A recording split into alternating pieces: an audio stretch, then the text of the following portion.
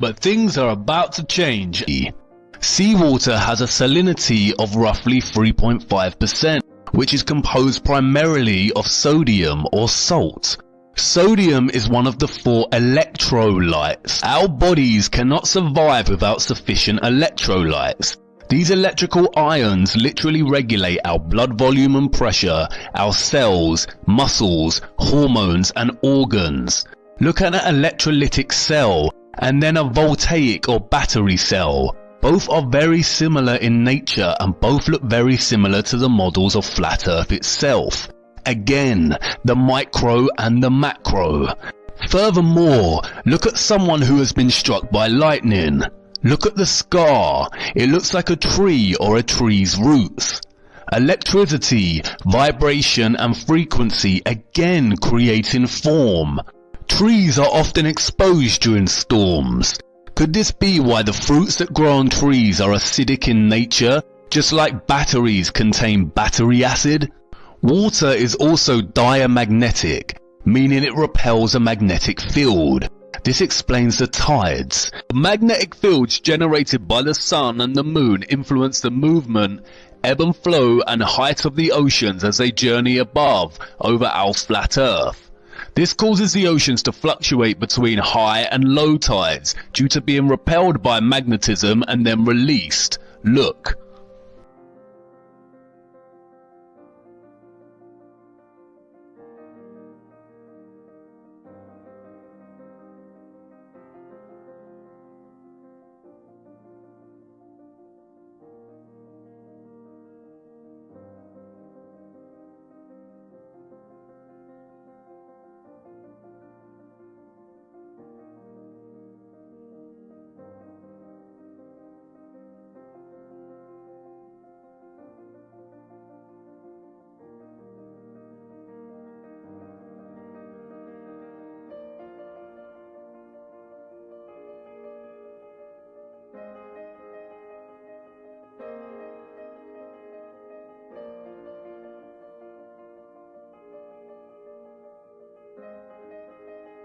Just like our voices influence the geometrical shape of water's molecular structure, God's voice formed our world.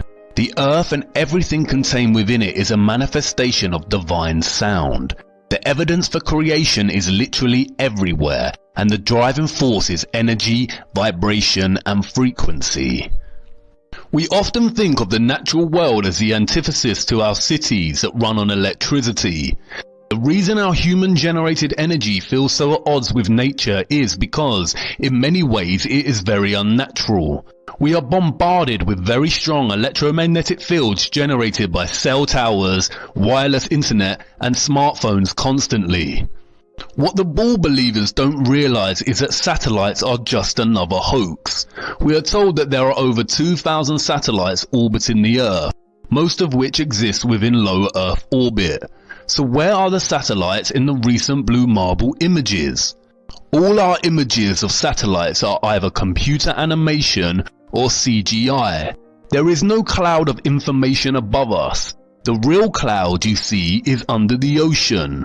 As Time magazine has already told us, there are over 300 undersea cables and that they carry 99% of the world's intercontinent data.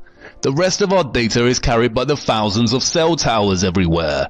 Cell towers are responsible for our wireless internet and smartphones via unnatural electromagnetic frequencies, or what is known as EMFs. There are no satellites, it's just another lie, and it seems like there is no end to their lies. There was a reason the satanic complex started panicking when theories arose that 5G was causing COVID-19. While this is not entirely true, it is irrefutable that the constant exposure to high EMFs is affecting our natural synchronization with the Earth's own electromagnetic field. Our bodies run on electrolytes, and if we are continually exposing ourselves to high amounts of EMFs at such a close range, it will inevitably start affecting our health. Eventually, the sodium-calcium channels in our body will become dysfunctional and disease will occur. They panicked because the COVID-19 5G theory drew everyone's attention to the harmful effects of intense EMFs on our bodies. And it isn't just us. Recently, scientists are becoming aware that our cell towers, which generate vast amounts of EMFs, are beginning to affect the birds, trees and insects. An example of this is the bumblebee. The artificial and abundant electromagnetic waves from our proliferating grid of wireless technology is not only disturbing the bee's natural navigation abilities, the bee navigates via magnetic fields, but it is also causing bee populations to decline worldwide. This is a real shame, as it is the bumblebee that holds the key to unlocking one of the biggest secrets of all time. So enormous in size it is on par with the firmament. I need you to fasten your seatbelts and follow me to the next episode. What I am about to show you has the potential to change your entire perspective of our world forever. It is time to lift another veil. There seems to be no end to the lies. It is important to understand that a science can be constructed out of almost anything. The indoctrination of heliocentrism and its subsequent scientific fields are primarily metaphysical and not rooted in the physical observable world we inhabit. The satanic cabal could have easily told us that the earth was shaped like an oblong or triangle, and entire sciences and mathematical equations would have been dedicated to explaining this. Good science fiction works in the same way. The science adds up, but it doesn't make it a reality. Our reality is not governing the field of heliocentrism. We experience nothing that suggests our Earth is a globe. No, rather it is a concept or idea that is governing heliocentrism and leading many scientists further astray from discovering real truth. The perceivable world is at odds with scientific theory. It is deliberate deception. And this deception is also present in our geological understanding of Earth's flat plane. Throughout cultures, we come across mythological stories of creatures being turned to stone. The most famous of these is the legend of Medusa, who had snakes in place of hair and whose glance would turn people to stone. The tales are found in European, Native American, Asian, Ancient Greek and Oceania culture. The stories often feature serpents or basilisks. Many believe they are our ancestors' ways of explaining petrification. Here are images of petrified animals, and here are some images of petrified wood from Petrified Forest National Park in Arizona. We are told by the scientist priests of the world that organic living matter petrifies in two ways. The trees became petrified when buried in sediment, like thick mud, or in volcanic ash. Look closer at the petrified trees. They haven't just turned to stone, but are composed of crystals. A cataclysm such as a mud flood or volcanic eruption literally turned wood and living matter into crystals. The object, we are told, needs to be impacted so oxygen and bacteria cannot reach the matter to begin decomposing it. Yeah, right. Why we believe such nonsense in the first place is beyond me. We bury our dead and they decompose. They do not turn to stone or crystal. And a volcanic eruption produces volcanic ash. This ash is destructive, as Wikipedia tells us. It can affect human and animal health. It can disrupt electrical systems. It can destroy aeroplanes and buildings, ranging from complete or partial collapse of roofing. And yet scientists tell us it is this same volcanic ash that is responsible for the phenomenon of wood petrification. Thousands have died at the hands of volcanic eruption. Why don't we see petrified human bodies of crystal? Why do the victims decay? And it isn't the lava. Lava would melt bone. Volcanic ash does not cause petrification. This petrified wood is laying out almost intact and neatly for the world to see. It also appears that they have been cut into tiny chunks. Did the ash or sediment also chop this wood before turning it into beautiful crystal? And if not, then please find me the ancient saws that can cut through stone and crystal. This is nothing more than mere theatre for the gullible. Sediment and volcanic ash does not explain petrification properly. A frog does not just turn into stone. You can even find petrified honeycomb and beehives. During the course of its life, the bumblebee will buzz to and fro collecting nectar and pollen from the flowers. It can detect both the presence and pattern of electric fields of the flowers.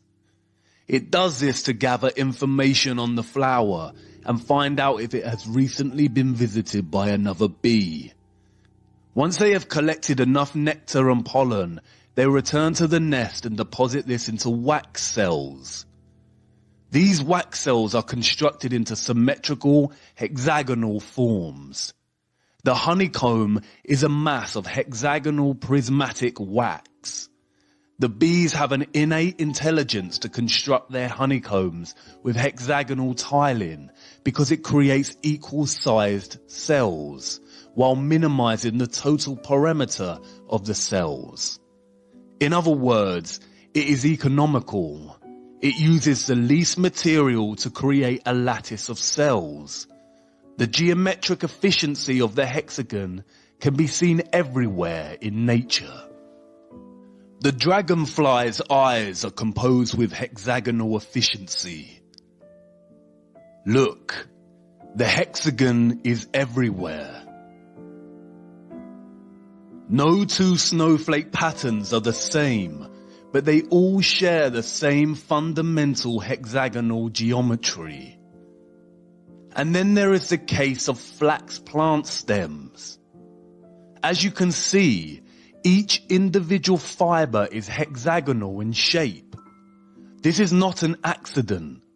No Kabbalah Ein Sof randomness, luck of the draw. This is intelligent design. The natural world grows and develops with efficiency. The stem consists of hexagonal columns that allow it to grow upwards. And the result is this. Beautiful plants and trees grow upward towards the sky. When we look at tree rings under a microscope, we see similar geometric patterns of the hexagon. Microscopic photographs of petrified wood shows these same hexagonal columns. But according to the scientific priests, there exist anomalies in our world. The basalt columns, perfect hexagonal columns that mirror the tight efficiency we see in organic living matter. Wikipedia and mainstream science tell us that columnar basalt formed due to the cooling of magma or lava flows. This is what lava looks like when active. And this is what it looks like when it has cooled and hardened. So how did magma or lava cool down and form hexagonal shapes so perfect in their geometric symmetry? This is Giant's Causeway in Ireland. Does it look like magma lava formed these huge, perfectly shaped hexagonal columns?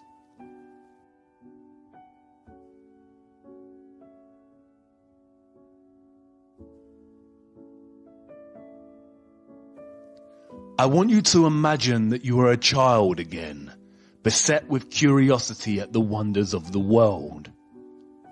What do you see?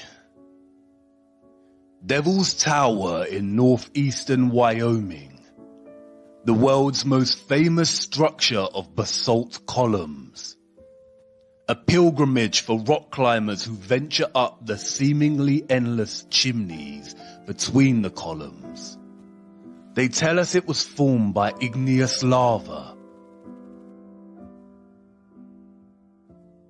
What do you see now? I know what you see. Traces of old volcanic magma that cooled and formed a rock mesa. We weren't even given a chance. We all know this film.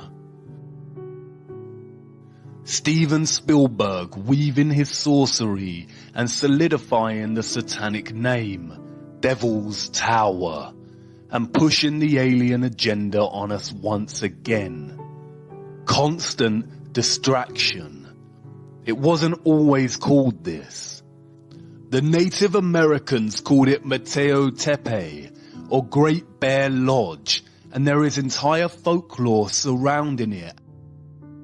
It wasn't until 1875 that Richard Irving Dodge gave it a satanic name, and which President Roosevelt immortalized in 1906 when he designated it the first US national monument. This is not solidified lava flow. It is the remains of a giant silicon-based tree.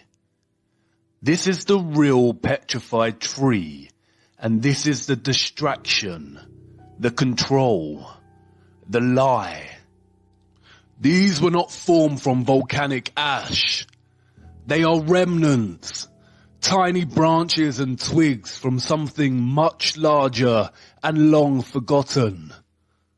Look closer as these climbers venture upwards.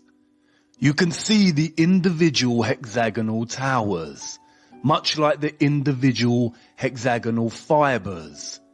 Some fibers become loose over time and break away from the overall mass. Look closer at the cracks and broken parts of the outer stem.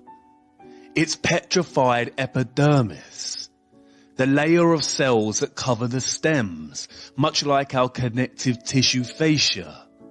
The stems do not enter the ground horizontally, but bend into the ground, like the base of a tree.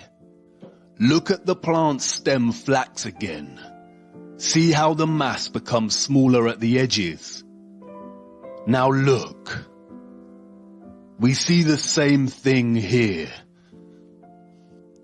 Imagine the climber who thought of nothing else but rocks and never saw the tree. Look at the other basalt column wonders of the world.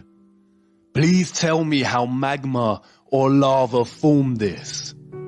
Did the magma flow just stop in midair and begin to cool and solidify into these hexagonal columns? Just as divine creation gave other organisms the innate intelligence of hexagonal efficiency, these columns were part of living trees. Our flat earth is fractal. It is a case of the microcosm and the macrocosm. A great, majestic wonder with nothing similar in sight for miles around it. Lava could not have formed this even if it tried.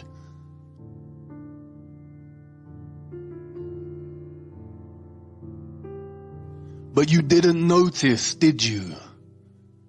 Can you not see it?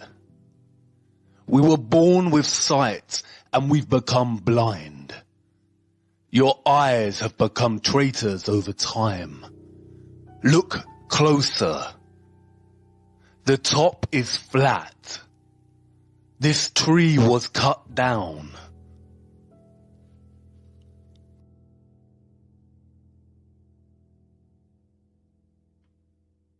And this was just a small one. These giant tree stumps are literally everywhere. Look.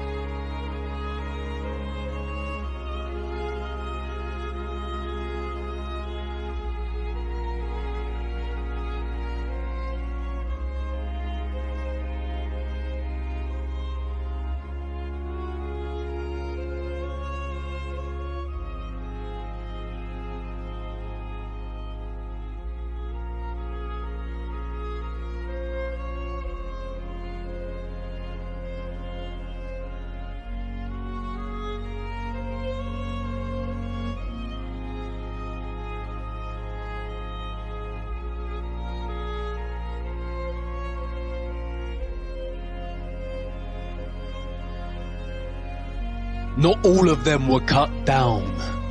Only the really good ones. Others were blasted, torn, and laid down. Look.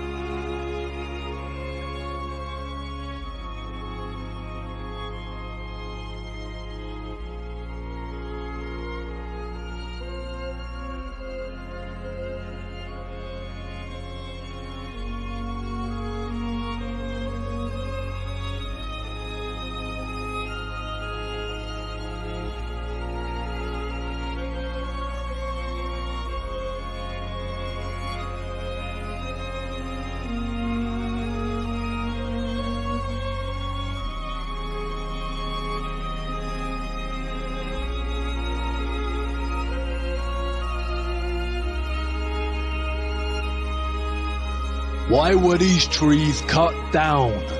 What on earth happened?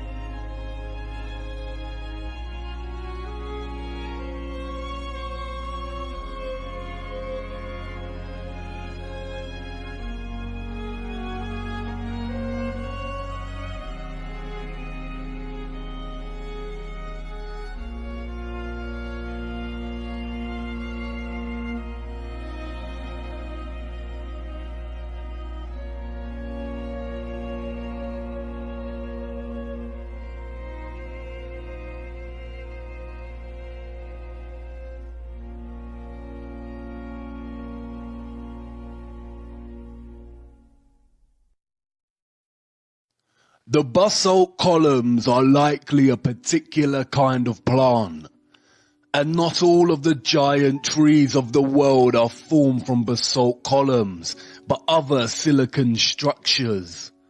The giant trees were diverse in species and type, much like we see in our trees today. Not all of what we've learned to call mountains are giant trees. Eyes exposed to the light take time to adjust, but you will start to spot the difference.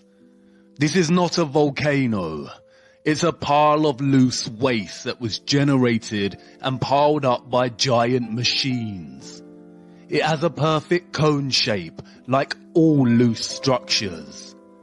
Lava and volcanic ash contain high levels of silica. They piled the grounded silicon and chemical waste of their activities here. These chemicals sometimes react with each other and sometimes burn. Any farmer will tell you compost heaps can start to heat up to the point of spontaneous combustion. The microcosm and the macrocosm. Silicon is the second most abundant element found in Earth's crust after oxygen.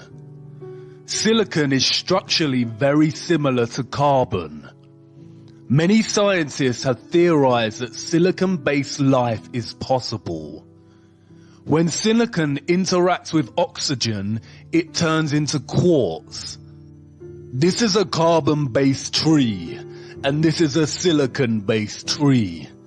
History is a lie. There was a silicon era in which trees grew to enormous heights, and they were made primarily of crystal, just like quartz. What we call rocks today are really just fragments of old giant trees and other living organisms. Rocks and stone are the phase between silicon and carbon life forms. There are no petrified organisms, just the remains of silicon-era organisms.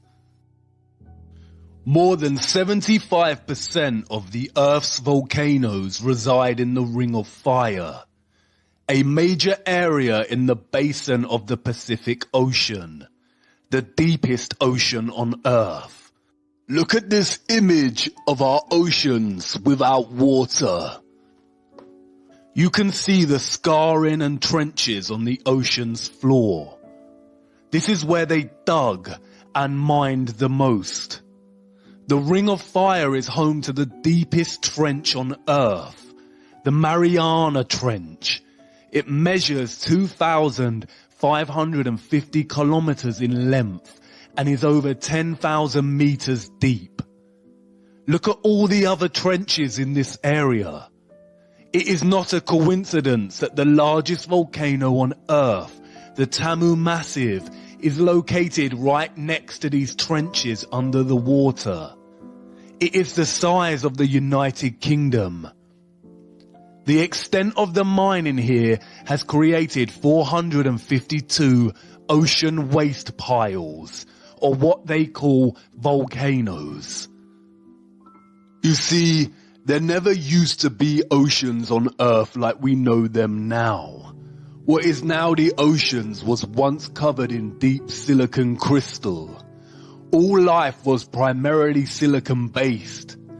Silicon does not need water to grow. It is very different from the carbon-based life that we know of and experience as humans. Only carbon-based life needs water to survive. Scientists have found an unusual amount of carbon in the ice of the Earth's poles that dates back thousands of years. This high amount of carbon in the ice shouldn't be there. They tell us its recent presence is because of burning fossil fuels since the Industrial Revolution. But that doesn't explain the carbon that dates back thousands of years. It suggests there was a huge worldwide fire at some point in our history. Carbon was brought into Earth. Silicon is usually bound with oxygen. We are told that in order to reduce the silicon to its purest state, which means removing the oxygen molecules, carbon must be used. Silicon is purified through a reaction with carbon in the form of coal, charcoal, and heating to 2,000 degrees in a furnace. They mined the silicon out of Earth and harvested the giant silicon trees and used a vast amount of carbon to purify the silicon. Our oceans contain 38,000 gigatons of carbon. 1 gigaton equals to 1 billion tons. But silicon is the second most abundant element in the Earth's crust. Carbon presence in the Earth's crust is actually very low. Carbon life was never meant to be. Earth would never have favored carbon-based life over other possible choices. A creator would never have favored carbon over silicon. Silicon would form an unbelievable, beautiful world. It binds to oxygen 5 times stronger than carbon. Carbon is weaker and combined with many other elements. Because of this, our lives are short and susceptible to disease. But again, not all mountains are trees. There is a reason you can feel completely changed spiritually and physically in some parts of the mountains and then feel a sense of the barrenness in other parts. This is a cuttlefish, the largest bucket wheel excavator in the world today. The rotary excavator works by scraping the land and leaving a concave wall of stone. Look at these cliffs in Australia. They are called a wonder of the world, the wave rock. But can you see the resemblance? It is not a wave of rock. It is the scars of giant rotary excavation. We can find representations of gigantic machines in the pre-Spanish pottery displayed in Costa Rica and San Francisco. Imagine you are a rural inhabitant and you see one of these, much more gigantic in scale, and for the first time. You would too think they were some kind of mythical monster.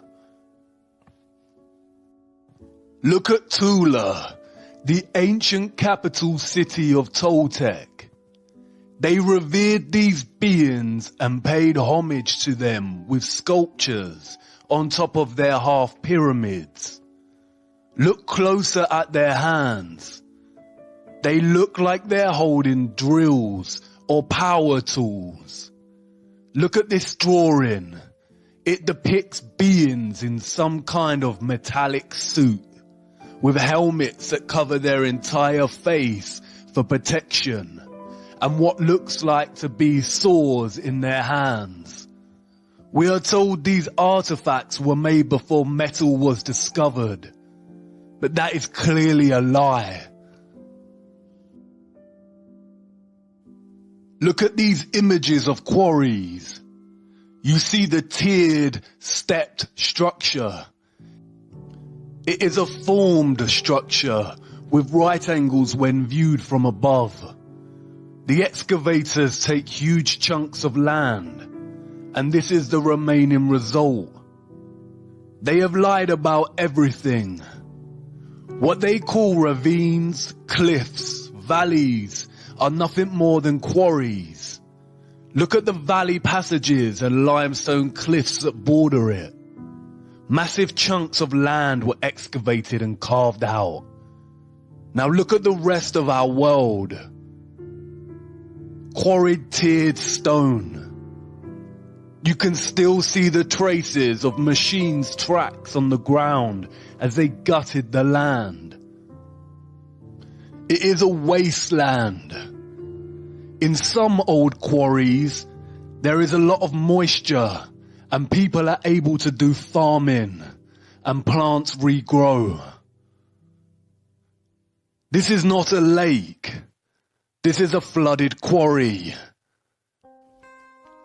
Look at the Caspian Sea. It is a giant flooded quarry. And these quarries are literally everywhere. Tibet Mountains, a 6,000-meter quarry. Grand Canyon National Park in America, huge quarry. Lake Louise in Canada, flooded quarry. The Red River Gorge in America, quarry. The Peak District in England, a quarry with new growth. The Highlands in Scotland, a tiered quarry system. Snowdonia in Wales, a flooded quarry system. Blue Mountains in Australia, a huge gutted quarry. The Blue Mountains again. Compare this wall to the human marble mining in the Alps. We have to wake up. Tongariro National Park in New Zealand. Quarried waste heap. Utah State Park. A huge quarry.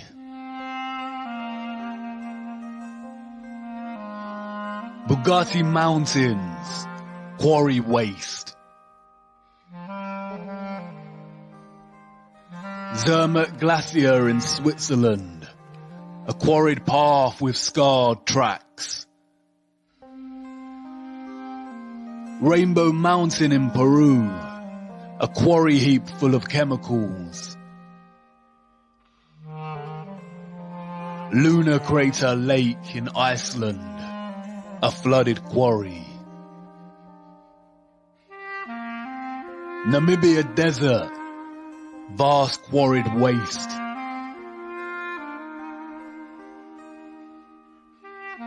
Egyptian desert. The bottom layer is totally scraped out. Nothing grows here. There is no soil left. Deserts are completely artificial. They are the result of giant-scale mining activities so barbaric that they removed all soil and living life. Australia is a huge quarry with barely any soil, just red dust. The Sahara Desert is gigantic quarry waste. What is sand? It is silica or silicon dioxide. Sand is grounded, fine silicon dust. Just like we see sawdust when cutting down carbon trees. It is the remains of the silicon trees. Baltic amber often washes up on the shores of the Baltic Sea. Amber is fossilized tree resin. 90% of the world's amber comes from here. There is so much amber in the oceans, it shouldn't be there. It is the waste of the large-scale mining of Earth's old gigantic trees. There is not an area on Earth that throughout history has not been mined.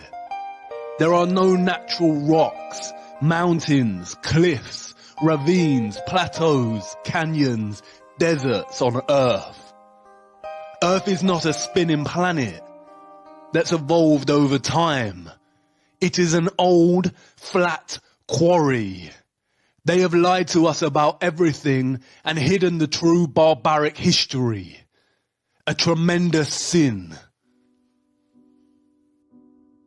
Did you know that trees communicate via root systems? Through underground network systems, the Wood Wide Web. They communicate via slow pulsing electrical signals.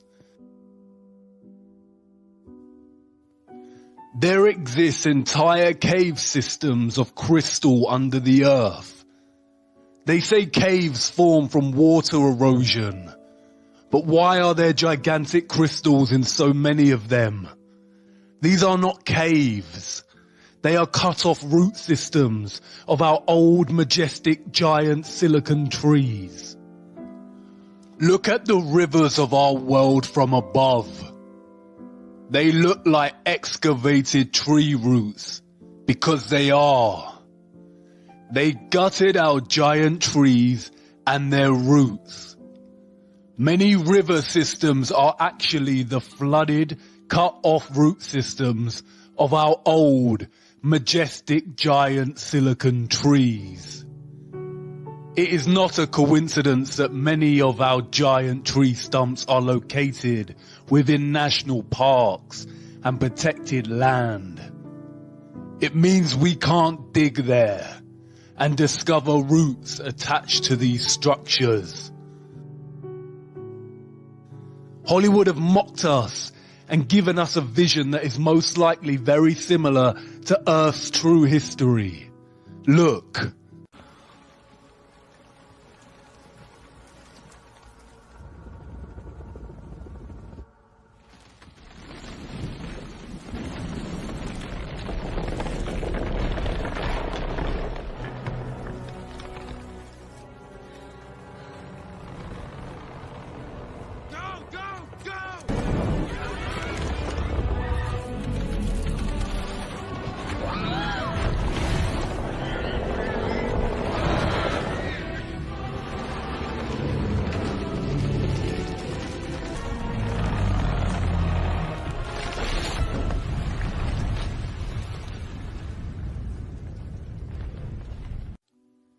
It's interesting that the director of this movie, James Cameron, also has an obsession with diving down into the Mariana Trench.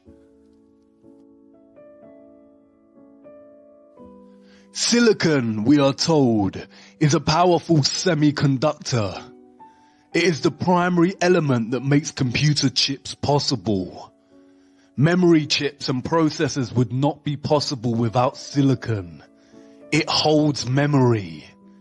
That's why they call our era the Silicon Era, and that's why it's called Silicon Valley. They came and brought in carbon so they could oxidize and retrieve pure silicon from our once beautiful world. It may have looked something like this. Why did they do this? What on earth happened? Carbon life was not supposed to be. If you look closer at the carbon element, we discover that it consists primarily of the isotope carbon-12.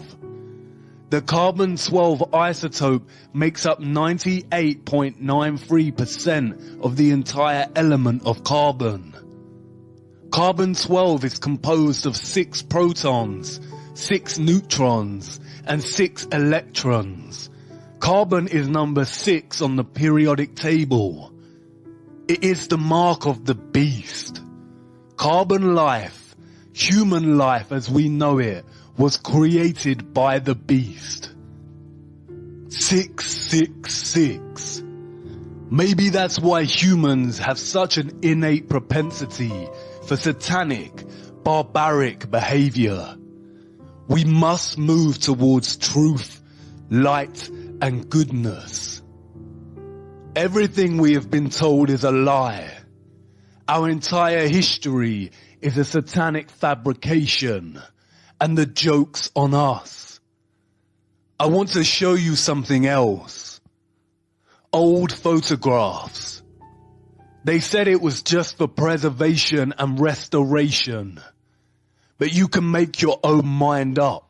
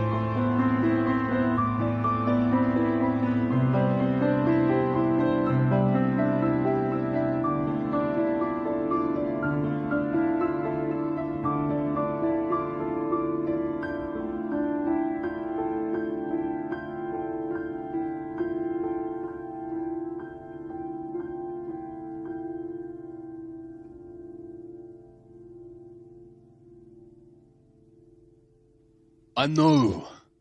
Come on, we have to keep going. There isn't much time left. Let's go to episode 12. We're almost there.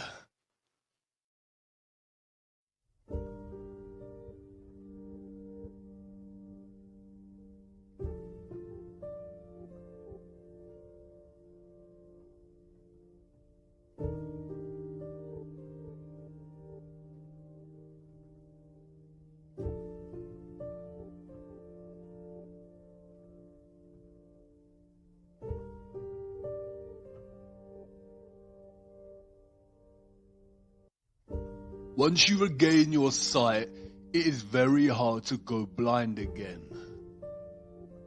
The programming and brainwashing runs so subtly deep that we have all come to associate the notion of ancient with underdeveloped, less technologically advanced, and believers of mysticism.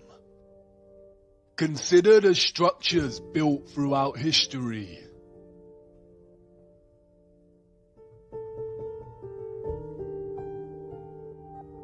The ancient fortress of Ollantaytambo in Peru. These huge stone blocks are made from granite.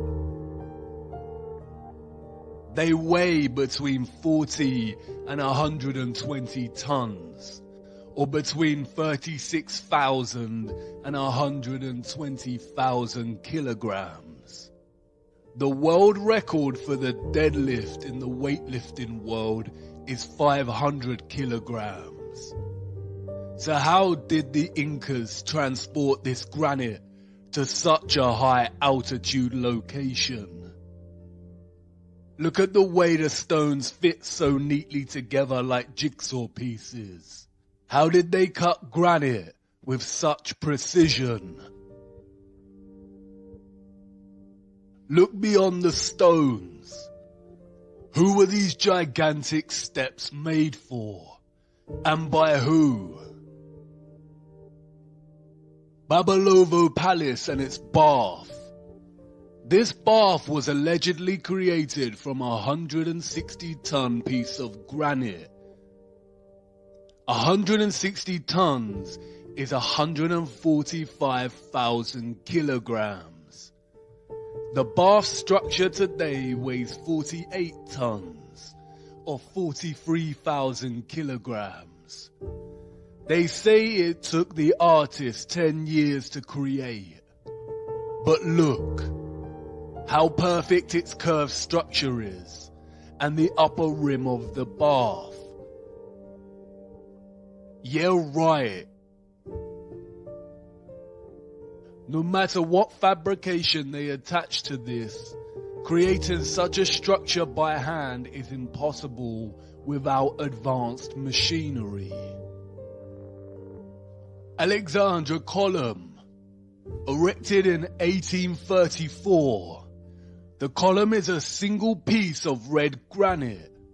It weighs 600 tons, or 540,000 kilograms. Again, how did they lift this in the 1830s? And how was it carved to such perfection? Look at the intricacy displayed in the statues of Capella San Severo. These were allegedly crafted in 1753. It is obvious this is not handcrafted. Cutting through a single piece of pure marble with such perfect precision and attention to micro detail is impossible without some kind of advanced machinery. History as we know it is a lie. These all point to civilizations with advanced technology. The photographs of Stonehenge and the Temple of Abu Simbel tell us to be skeptical of other historical structures, such as the pyramids. It is likely that the pyramids are not as old as we are told, and they could have been constructed by anybody and at any time during history. It is likely that they were all constructed more recently with two primary purposes in mind: to deceive us and as a ritualistic place of worship, honoring their satanic gods.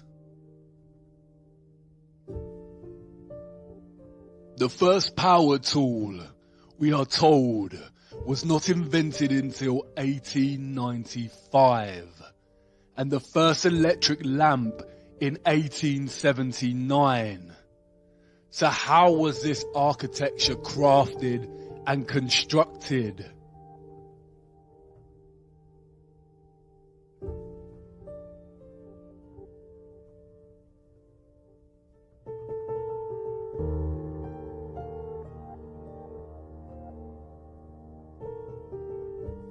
It is so obvious this is not the truth. If you really look at all the cities of the world, you can see their stone structures and design would have actually been impossible if we are to believe the fabricated pre-industrial narrative and timelines.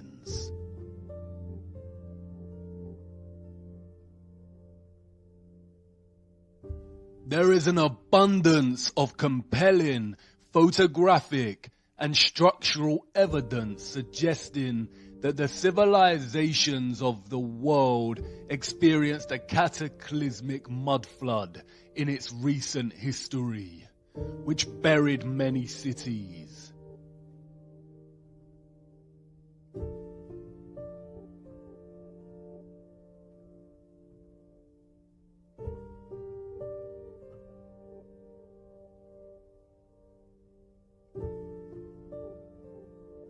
Cities with architecture built with advanced technology and that ran on free electricity.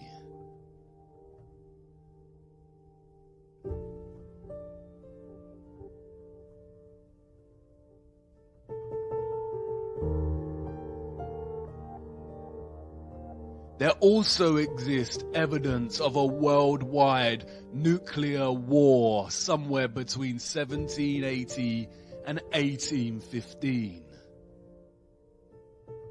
It all points to an early 19th century worldwide reset through depopulation. We also see old photographs of nigh-on deserted cities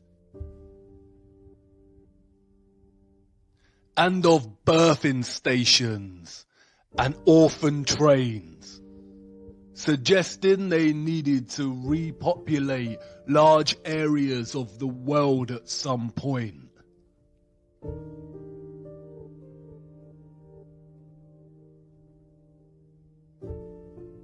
It is likely that a lot of 18th and 19th century culture was designed to program and indoctrinate false history into these children. This is a topic to explore outside of this series, but it all suggests that our history has been heavily edited, timelines distorted and corrupted. The Mandela effect. Why do you think it was so easy for the Rothschilds to rise to power? Were they just really adept at manipulating the financial world? It is very likely that the rise of the Illuminati and the Rothschild banking took place against a different contextual background and much earlier in history. The Napoleonic War is likely a fabrication, and the war in which the Rothschilds came to power was a different kind of war. It is also highly likely that Tesla's story is not entirely true. It seems more accurate that he actually rediscovered free energy, and that's why it was suppressed immediately and not given a chance. It seems very convenient that photography was not officially invented until 1822. Are we advanced today? Yes, we have computers, but look at all the wires. Our infrastructure has not actually progressed. Trains, cars, and planes, in principle, are the same as they were when they were invented. Aesthetics and slight improvements in speed give the illusion of progress.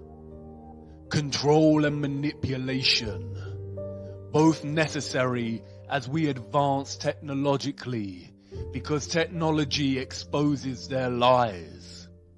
Advanced cameras expose the lies of space.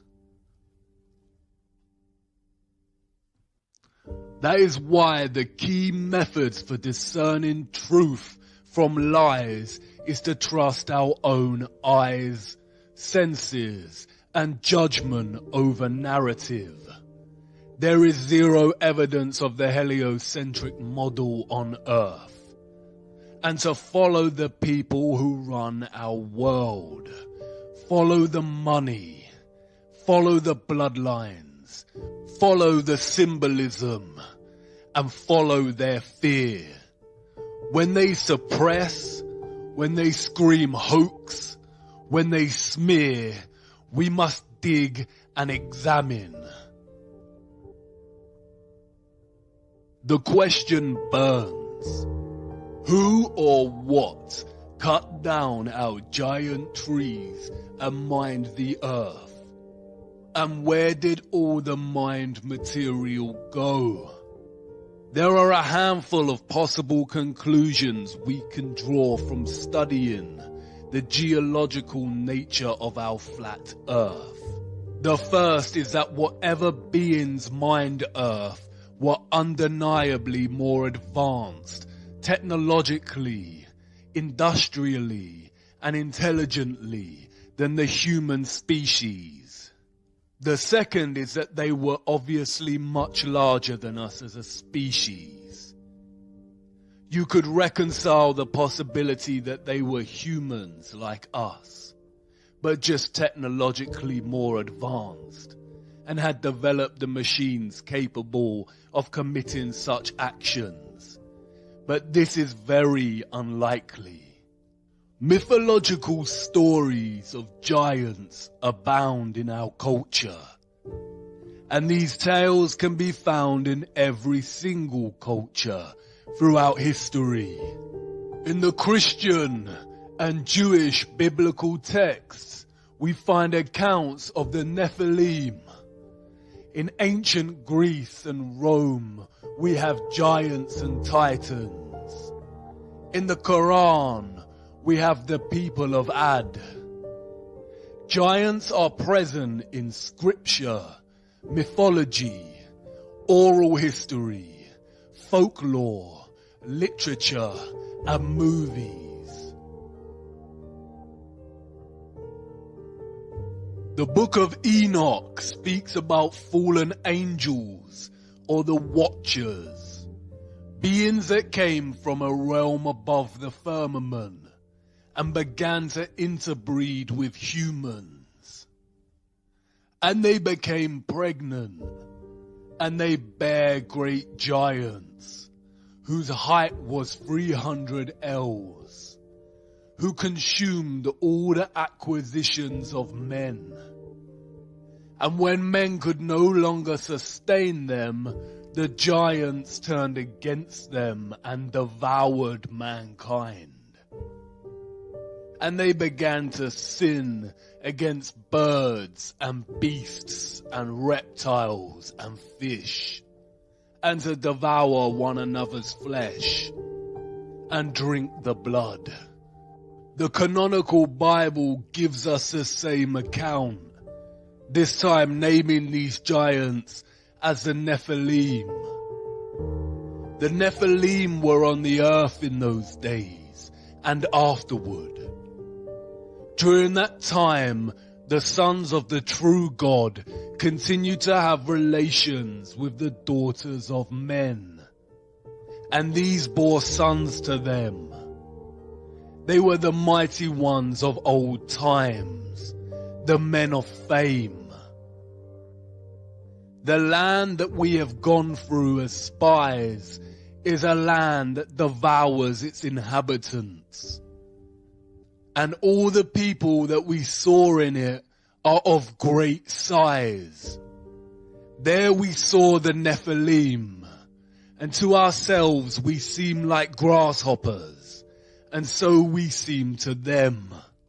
It would be naive to think the ancient texts have not been edited, or books of scripture hidden. The Vatican Apostolic Archives are highly secretive vaults containing thousands of texts inaccessible to the public. Even Wikipedia gives credence to the enormity of these vaults, stating that they contain 53 miles of shelving. What is important to remember is that the biblical texts also contain chronicles of their God, of their Lucifer. The deeper you travel down the rabbit hole, the more these texts surprisingly align with the reality of our world and offer insight much better than any corrupted field of science. The Nephilim, we are told, were the nuclear weapon of Satan, full of destruction, wickedness, and corruption. They corrupted human genetics and were destroying the earth. The earth also was corrupt before God, and the earth was filled with violence. And God looked upon the earth, and behold, it was corrupt. For all flesh had corrupted his way upon the earth. And God said unto Noah, the end of all flesh is come before me, for the earth is filled with violence through them. And behold, I will destroy them with the earth. And in those days Noah saw the earth, that it had sunk down, and its destruction was near. And all the fountains of the great deep burst forth, and the floodgates of heavens were opened.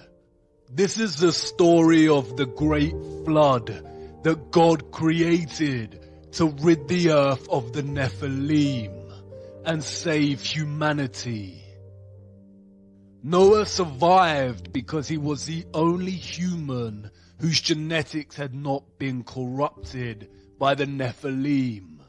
The Great Flood myth can be found throughout all cultures, including Hebrew, Hindu, Babylonian, Norse, Chinese, African, European, Mesoamerican, Mesopotamian, and Australian Aborigine. This is the same satanic method of deception we see with the many names of Lucifer throughout cultures. There is one true historical account of what happened before and during the Great Flood, but the account has been mythologized and fragmented in order to deliberately deceive and confuse. People are less likely to gravitate towards mythology when the scientists are pushing mathematical bamboozlement. The geological and natural world cannot be edited. The truth only suppressed and manipulated through narrative. These wonders provide undeniable evidence of large-scale mining of Earth.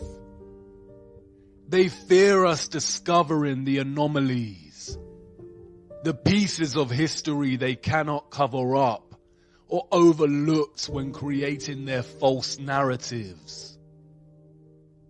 Advanced cameras prove that there is some kind of water surrounding our firmament above, and the tremendous mining of land under the oceans indicate that at some point in our history, the earth was indeed sunk down and being destroyed by a species much larger than humans. Impact craters are found everywhere. There are 190 spread across Earth. We are told they are caused by debris and meteorites from outer space. But look closer. Any geologist worth their salt would immediately ask the question, where is the remaining meteorite rock? If a meteorite of 160 foot in length crashed into Earth, then where did it go? Of course, they tell us that the meteorite mostly vaporized upon impact due to its speed. The same story over and over again. Claims that no one can actually prove. Continually putting all our faith in the priests of atheism. What are these craters? They do not appear to be quarries. There is no stepped, tiered patterns of barbaric gutting. Perhaps some were old excavation sites. But look closer at the circular, upturned rim of these craters. Now look at another wonder of our world. Geysers. Springs that occasionally eject turbulent torrents of water.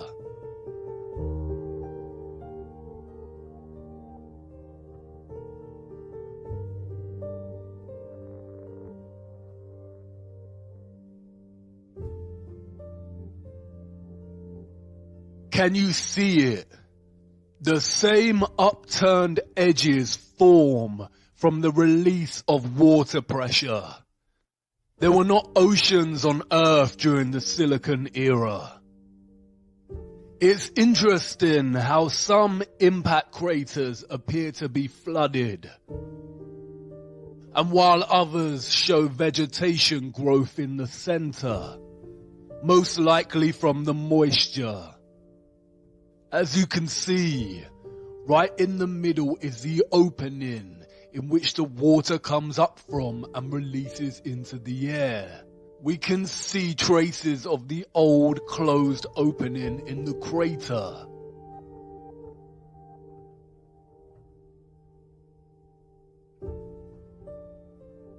The microcosm and the macrocosm.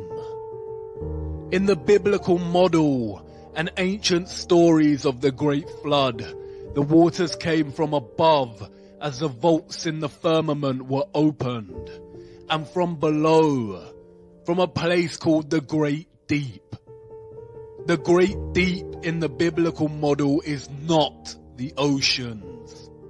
The Great Flood rid the world of the Nephilim, and it's possible that it was the waters from the Great Deep that filled the huge excavated land with what's now known today as the oceans. The vast amount of carbon in the atmosphere from the mining then influenced the direction of growth of all the life that followed. There are many recent documented accounts of nations' governments intervening in archaeological digs and discoveries.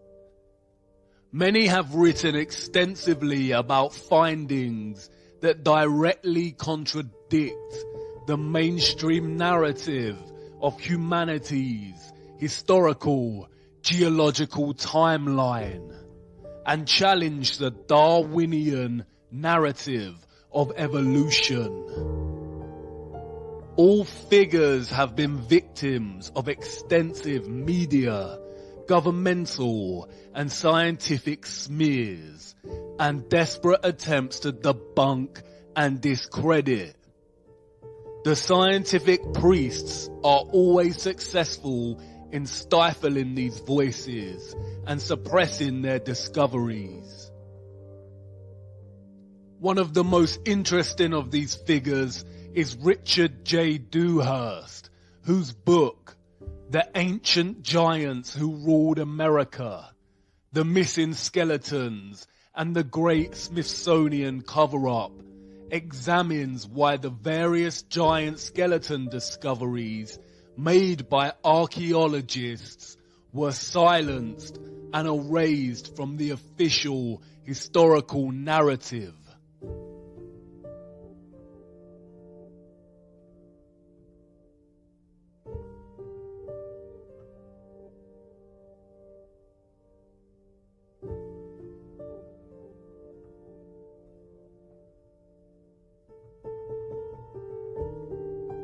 The idea of giants or of the Nephilim existing in our past seems stranger than fiction. Our satanic matrix programming kicks in, and the immediate reaction is to dismiss. But we have already accepted a very similar natural history, a corrupted half-lie. They've already told us that giants once roamed the earth, but in the form of these. We all know these. And it was a meteorite that supposedly wiped this species out.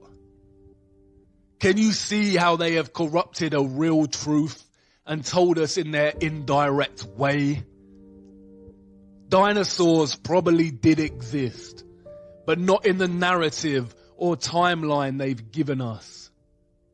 In a world of enormous silicon trees, there would be so much oxygen in the atmosphere.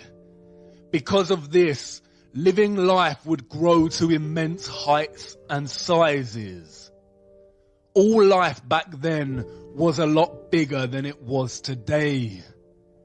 Because of the oxygen, living creatures would also have lived much longer lives, some for hundreds of years. If giants did once exist, then why lie and hide it from us? Simply because it completely destroys the theory of evolution. It is no secret that Charles Darwin's grandfather, Erasmus Darwin, was a Freemason, as was the entire family's male lineage. Erasmus was not just any Freemason. He was a 33rd degree Freemason, the highest rank of the organization. The number 33 is highly satanic, used throughout their symbolism and rituals. Not only do the numbers produce their beloved 6 when added together, but 33 is also a direct allusion to the age Christ was when he was crucified, always mocking that which directly opposes their God. Darwin's theory of evolution is just that, a theory. The double standards are outstanding. Darwinism has always carried the title, the theory of evolution, just like gravity is the theory of gravity. But their scientific theories are forced upon us from birth and taught in our education systems as truths. When a conflicting theory arises, they are usually classified as conspiracy or pseudoscience. We need to wake up. The fact remains that Darwin's theory of evolution has never been proven.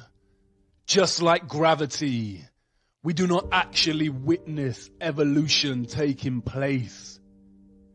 There is literally no evidence of species evolving. We just have to have faith that at some point, millions of years ago, it took place. They have never found the missing link between humans and monkeys, and all subsequent militant work by figures such as Richard Dawkins and David Attenborough is nothing more than satanic programming and propaganda.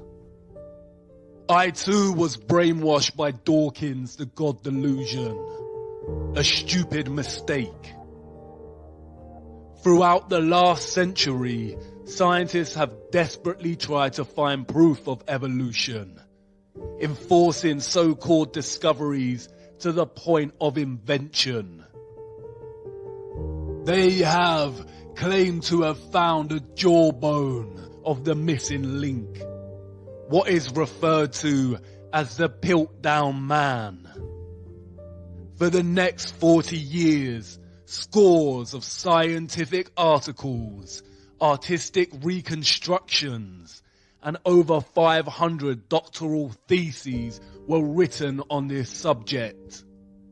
But in 1953, tests proved conclusively that the Piltdown skull was actually human and only a few hundred years old, while the lower protruding jaw was from a recently deceased orangutan.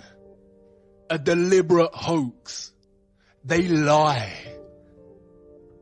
The 33rd degree Supreme Council of Freemasonry was held in Paris. Revealed in the minutes of their meeting is their promotion of evolution as science, while they themselves mock the theory. The minutes read, "It is with the scientific theory of evolution in view that we are constantly, by means of our press, arousing a blind confidence in these theories.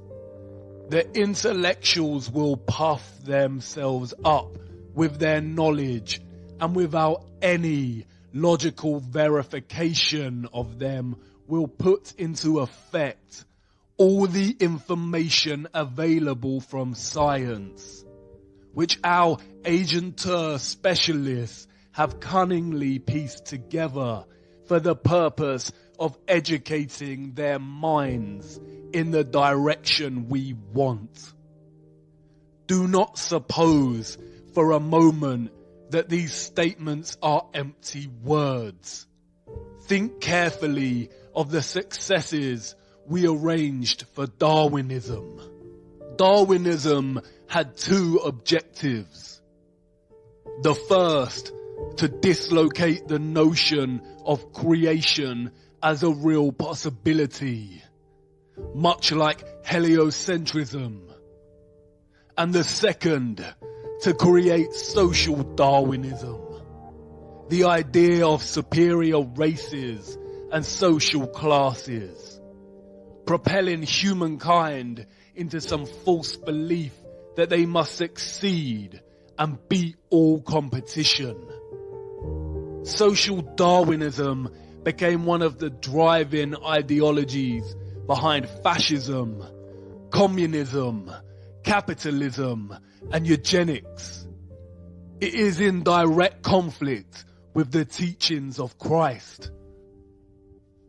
Real consideration needs to be given to the reality of the Luciferianism at the heart of the entire social, economic, cultural, and historical fabric that governs our everyday world. Real consideration needs to be given to why such evil is being committed to children on a grand scale. A select group of very rich, elite people who also happen to be psychopaths is one thing. But this is more than that. The crux of it is this: Lucifer worship, satanic slave control of the human population, and crimes against children could exist without the need to deceive us with heliocentrism. The fabrication of heliocentrism comes with great risks for the satanic cabal as our own personal technology advances. People are waking up and questioning the narrative. The spell that they cast over us years ago is slightly losing its grip. They are hiding something. Perhaps the source of good, a creator, prophecy, of a land. We are their slaves. They continually lie to us, committing crimes against humanity in the name of their Lucifer, while we are kept slaves, making them rich and supporting their twisted democracy. The possibility of other lands and planes of existence that they control or are controlled by is very probable. Whether accounts of the Nephilim are truly accurate, it is not possible to say. Admiral Byrd did state that there is land beyond the South Pole.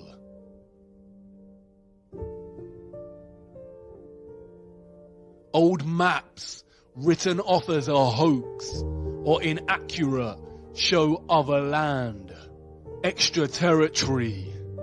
The vast amount of material mined from Earth and our old gigantic trees had to go somewhere.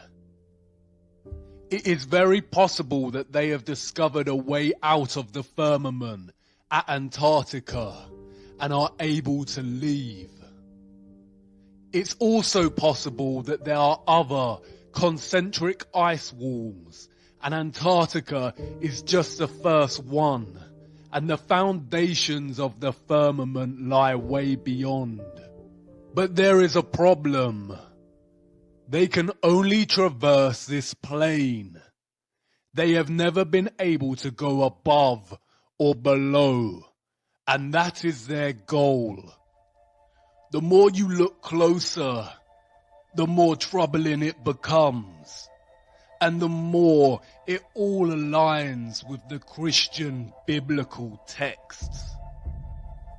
Ye are of your father, the devil, and the lusts of your father ye will do. He was a murderer from the beginning, and abode not in the truth, because there is no truth in him. When he speaketh a lie, he speaketh of his own, for he is a liar, and the father of it. Lucifer has always been clear on his ultimate goal. I will ascend above the heights of the clouds. I will be like the Most High. The Tower of Babel, the story on how the different languages of the earth came to be. Nimrod, a Luciferian gigantic king, built the tower to reach up upon heaven, to reach the firmament and be like the Most High. God saw what they were doing and broke the tower and scattered all people over the earth and divided them by different languages so they may not attempt this again. The broken Tower of Babel, the European Union Parliament building, in direct opposition to what God said not to do, unite all nations. The EU, a branch of the United Nations. Our minds programmed and manipulated by the media to think this could ever be a good thing. Union of all, a utopian lie to advance the Illuminati satanic agenda of a one world government.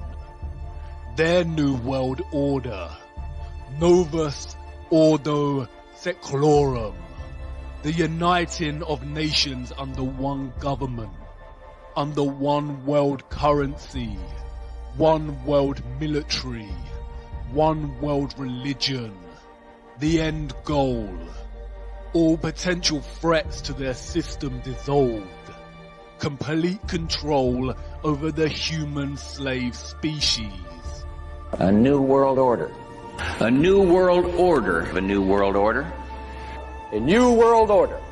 New world order. And a new world order. A new world order. A new world order. A new world order. A new world order. A new world order. A new world order. A new world order. World order. A new world order. As I've told you before, because I love it so much, Novus Ordo Seclorum, a new order for the centuries, for the ages, forever. The international order. Global governance. Global governance. Global governance. Global society. Global influence. And people talked then, in 1990, of a new world order. The reference to the Tower of Babel signals another motive, a more sinister one. Lucifer's goal to ascend like the Most High. They have been trying to breach the firmament for years. Operation Dominic and Fishbowl were attempts to nuke the firmament. Although we weren't able to shatter that highest, hardest glass ceiling this time, thanks to you, it's got about 18 million cracks in it. The mysterious Libyan desert glass, scattered over hundreds of kilometers in the Sahara Desert. This mysterious glass puzzles scientists. Some theorize that it is formed from nuclear explosion. The glass is nigh on pure silica and is so strong it has a melting point of 1,600 degrees. Crystal remains. But of what? The trees? Maybe not. How many cracks did she say are in the firmament? This didn't always share the same name with a chocolate bar. Those before us called it the Great Rift. The ancient Greeks said it was a great path of destruction left by Phaeton, who tried to guide the chariot of Helios, the sun god, across the sky and lost control before being struck down by Zeus's lightning.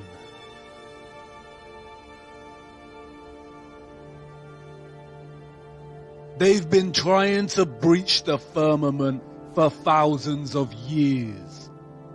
The Great Rift, the scarring of their barbaric failed attempts. Glass of pure silica, a silicon dome, a semiconductor separated by the waters, the electrical conductors, powering the luminaries through vibrational electromagnetic energy. They use quantum physics to articulate the properties of semiconductors. They call it the crystal lattice. the description of atoms, ions, and molecules in crystalline matter. Look at a crystalline lattice, hexagons. Look at the atomic structure of the lattice, the hexagon and the cube. The crystalline unit cell of the cube is the most common shape found in crystal. What do they know? What energetic field of darkness are they worshipping, giving their energy to, and sacrificing children for? And then there is this. They are doing it right now while we sleep. CERN. The Large Hadron Collider. This is the world's largest and highest energy particle collider and the largest machine in the world. They are in search of the Higgs boson particle to prove the Big Bang and to understand the nature of dark matter and black holes. All lies. Look at CERN's logo. 666. Do you remember the ritual that was filmed at CERN, located on the border of France and Switzerland? Shiva the Destroyer.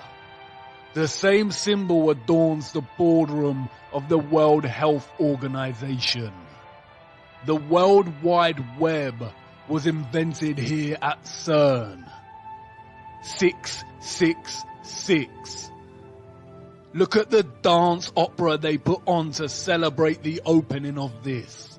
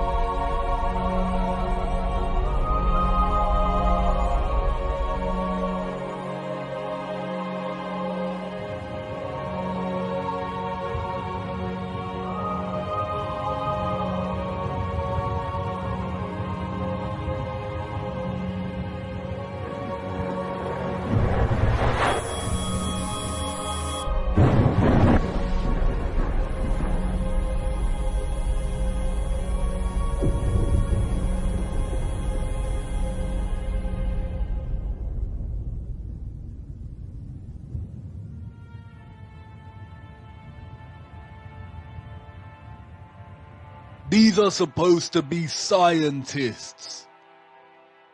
This is a ritual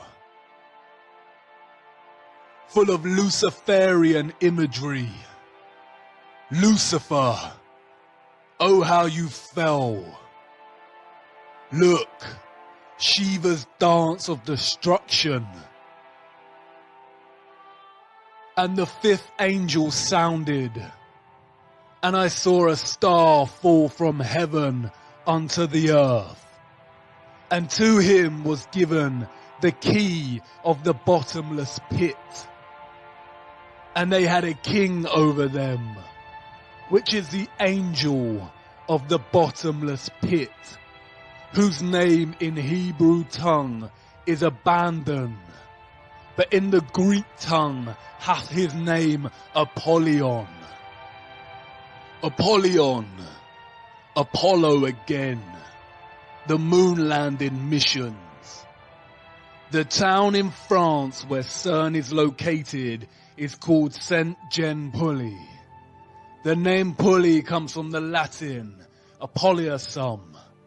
And it is believed that in the Roman times, a temple existed in honor of Apollo, right here where this French town is situated.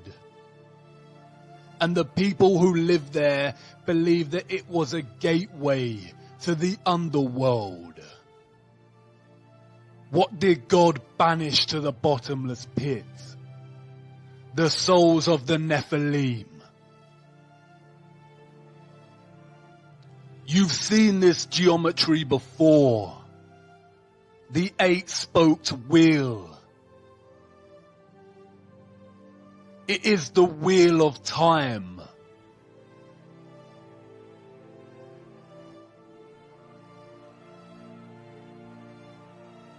Controlling and distorting time and space. They are openly telling us what they are doing. The key to the bottomless pit.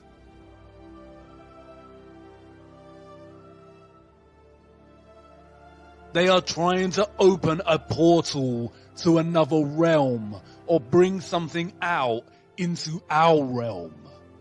The bottomless pit. They are trying to let something out.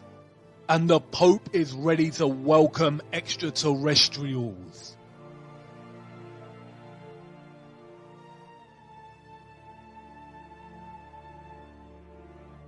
The sculpture in the Vatican is called Resurrection. Does this look like Christ to you? They are trying to resurrect something, but it is not Christ, and they are not aliens. The whole alien deception has been programming us from the beginning to accept something other. Some kind of life that is not human, but something else. Look at the satanic symbolism at the ceremony dedicated to the opening of the Gotthard Tunnel in Switzerland. This was put on by CERN.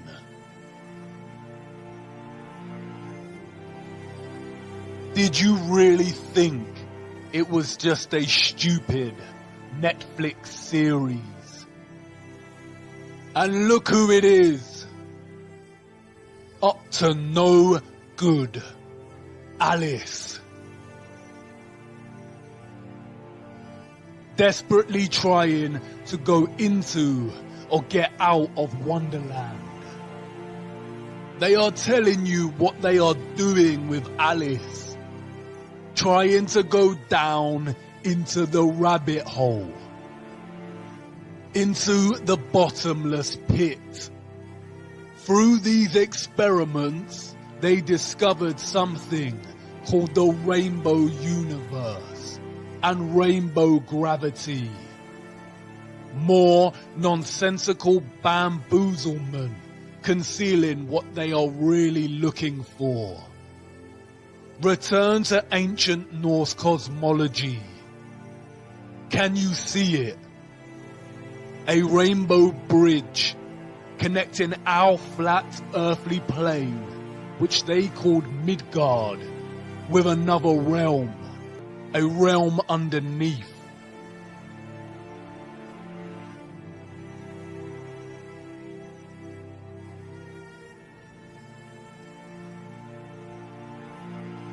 You did not notice the enormous trees before, did you?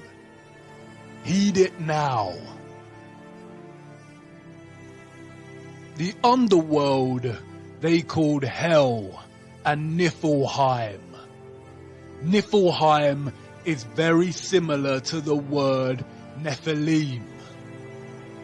Hell is the same biblical hell, or what the ancient text called Sheol. The Rainbow Bridge also connects to Valhalla, the city of Asgard, or what is known as heaven, a path to ascend to the Most High. It doesn't matter if you cannot move beyond your programming to conceive this as a real possibility. It doesn't matter if you believe in it. What matters is that they do believe in it, and they rule and own you. Stranger than fiction, a paradox. The deeper down the rabbit hole, the more upside down everything becomes. And yet it all starts to make sense. Do you understand the enormity of their lies? The human slaves of Earth, being fooled into thinking they are a random product of coincidence on a lonely rock. Learning this at such a young age and never giving it another thought. Fed to the brim with Hollywood fantasy movies, so the actual world lost its color.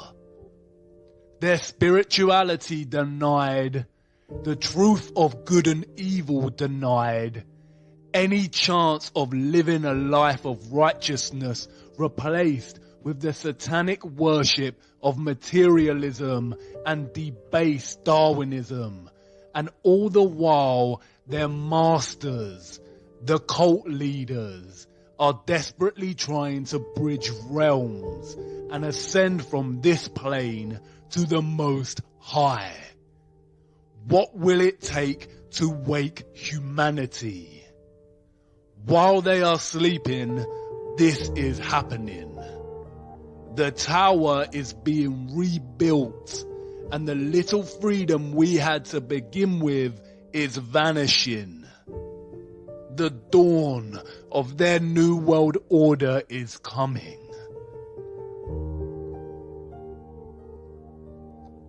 But I know you've stirred, viewer, and I'm grateful for it. Now is not the time to lose faith. We have to tumble down one last rabbit hole before I let you go. What I am going to show you should restore your faith and hope. Come on now, our final stop has arrived.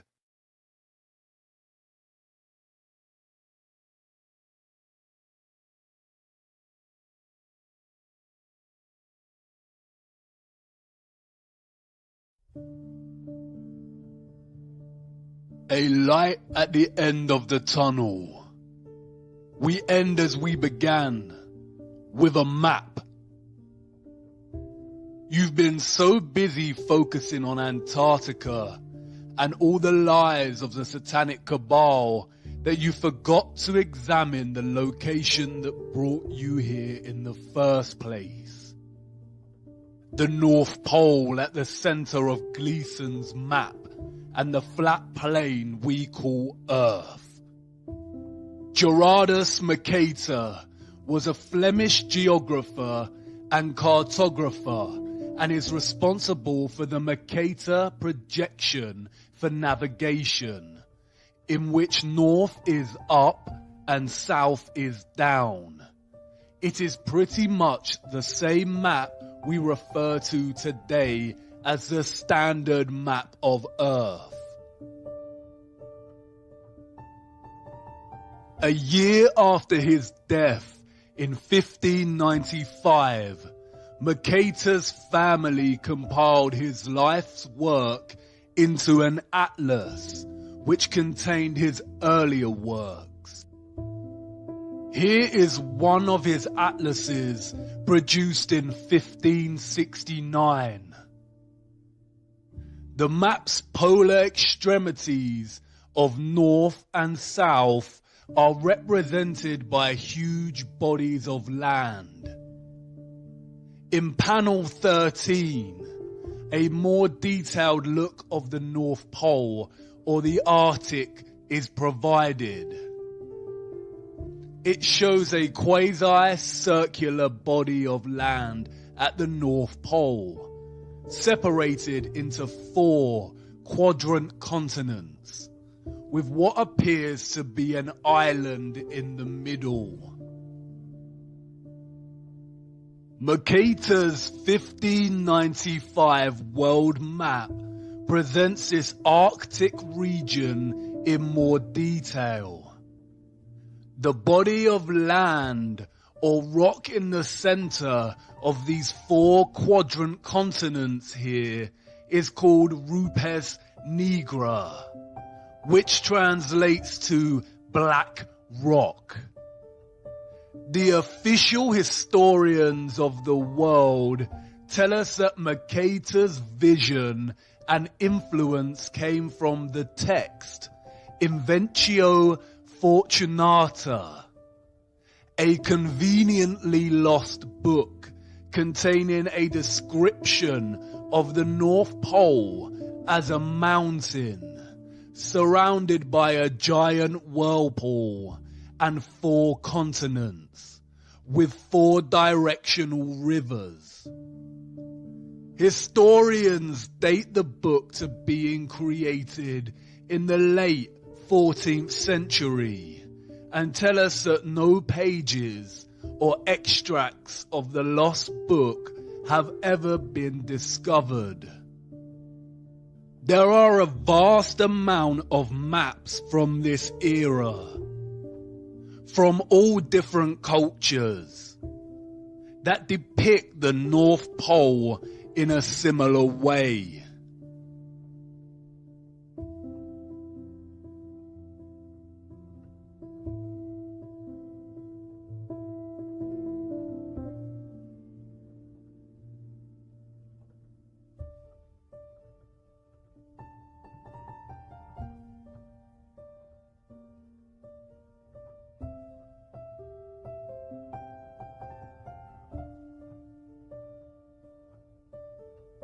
It is not until the 17th century that reference to the North Pole's mountain, 4 continents, and 4 directional rivers starts to disappear from cartography, like a Photoshop erasure job.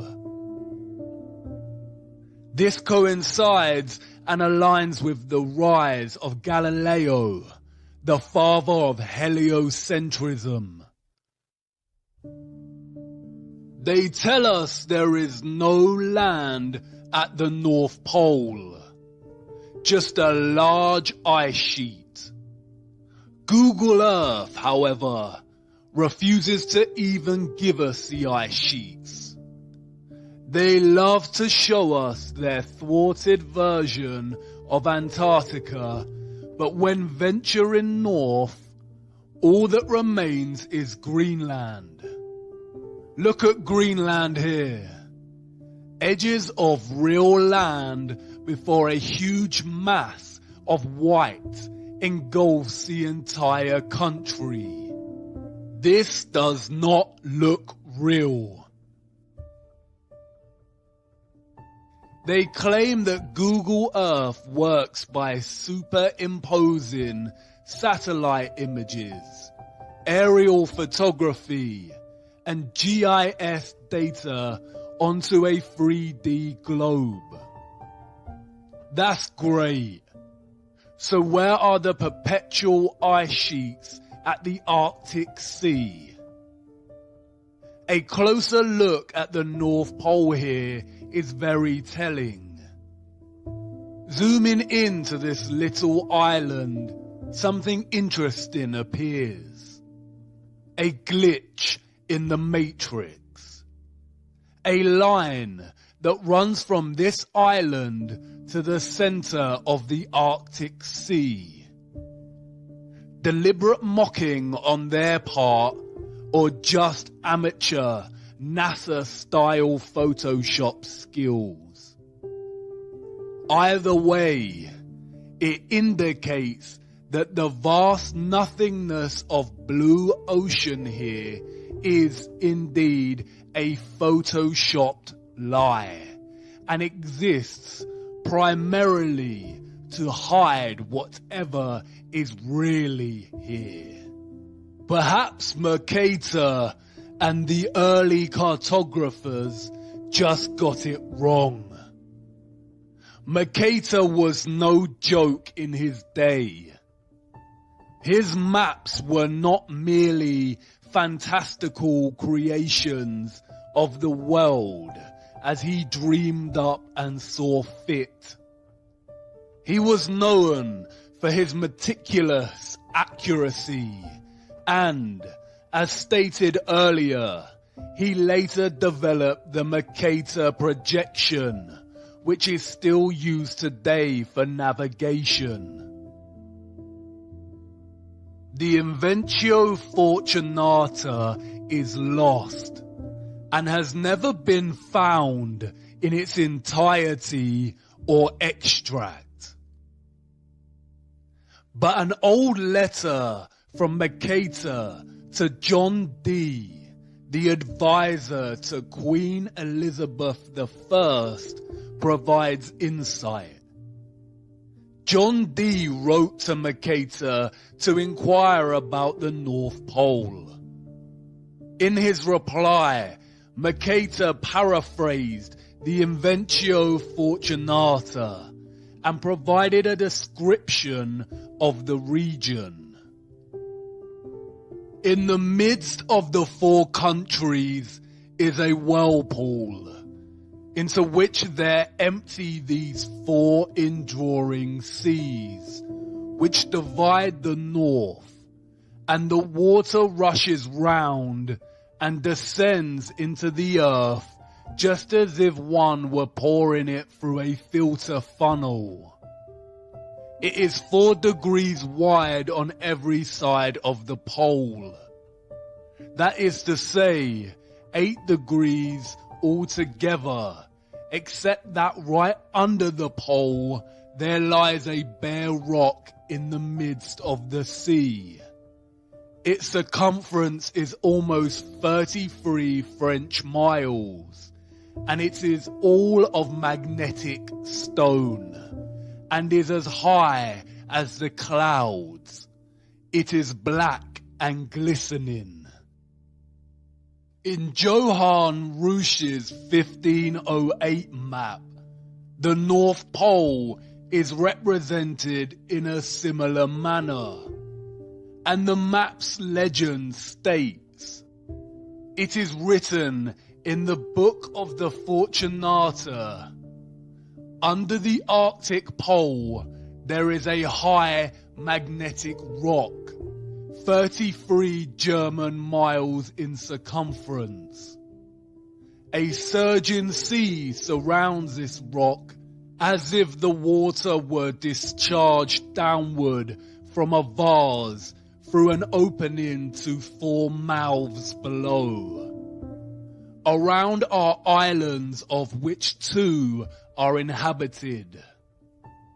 Here the ship's compass loses its property, and no vessel with iron on board is able to get away. A magnetic rock or mountain at the center, at the North Pole, with the northern star Polaris fixed right above, unchanging, while the rest of the stars and constellations in the firmament revolve around it. Could the source of all magnetism and electromagnetism on Earth emanate from this magnetic mountain? It is an undisputable fact that compasses point north. But the satanic cabal tell us that the Earth is a spinning globe with 2 magnetic poles, the north and the south. Yet no matter how far we go south, the compass's needle never shifts and begins pointing south. It always points north. Is the North's magnetic pole just stronger than the South's and able to overpower it no matter how south you go? Or is somebody lying? And what about this whirlpool? The vortex at the center? Do the oceans really collect through 4 rivers and descend into the earth itself like a funnel or a vase? Would that even be possible? Do you remember what happened to water in the bowl with the magnet? Water is diamagnetic. It would certainly resist a large magnetic mountain. Is the North Pole really Earth's very own rabbit hole? And again, if this were true, why lie? It's entirely possible to let people know about this mountain and whirlpool and make it compatible with their satanic heliocentric model. The rabbit hole goes a lot deeper than you realize. It's hard to imagine a bigger secret than flat Earth itself, the firmament, the giant trees and quarried land. But there is one. It could very well perhaps be the most satanic lie of them all. Just perhaps. As always, the clues are hiding in plain sight. In the symbolism, in the mythology, the language, the metaphors, the movies, waiting patiently to be discovered. If we were to take them at their word and believe that Mercator and other renowned cartographers of the time were just influenced by a now missing book, the journey would end here. But by now, we know better than that. History is a corruption. The truth has been shattered, fragmented, mythologized, and scattered. All cultures throughout time have spoken of an ancient and sacred land. The ancient Greeks called this place Hyperborea, a land of perpetual sun. They said the people of Hyperborea were giants that lived for 1,000 years and enjoyed a life of happiness. Look at that word. Hyper is a prefix meaning beyond, and Boreas was the god of the north wind. Hyperborea, beyond the north wind. It is reminiscent of another word, the Aurora Borealis, the Northern Lights. The Hindu and Buddhist traditions speak of this legendary land as Shambhala.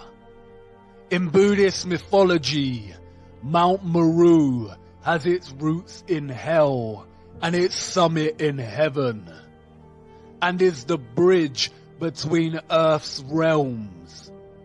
Scholars have pondered the location of Shambhala, writing that the literature frequently asserts that the world axis is associated with the center of Shambhala, and therefore it cannot possibly coincide with the Earth's spin axis unless Shambhala lies at the North Pole. Numerous sources support the tradition that Shambhala once lay near the North Pole.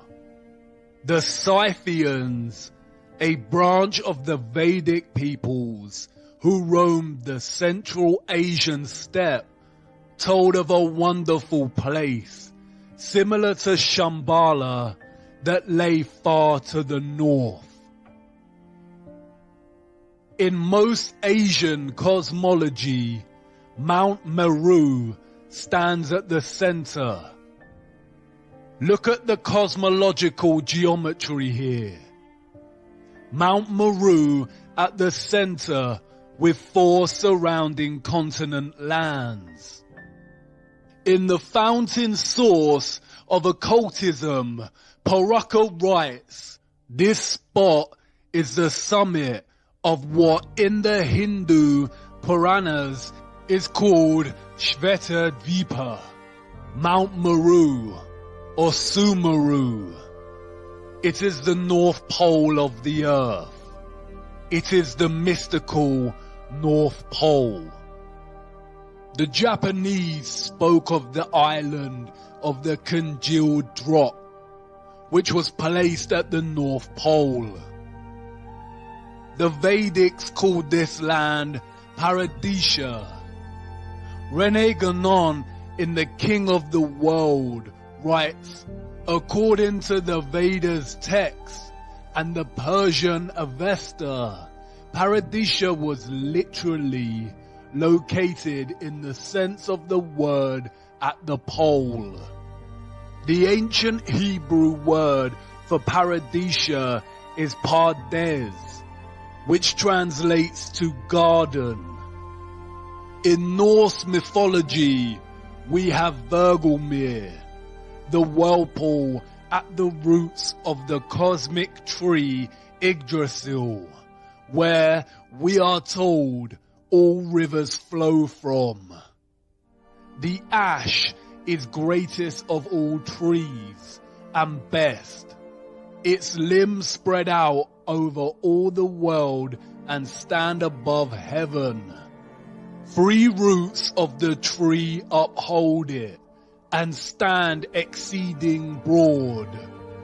One is among the Aesir, another among the Rime giants, in that place where aforetime was the yawning void.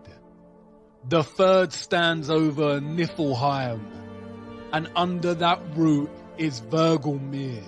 You've seen this before. Look closer. A circular rim of mountains. Perhaps at first mistaken for the Antarctic ice ring.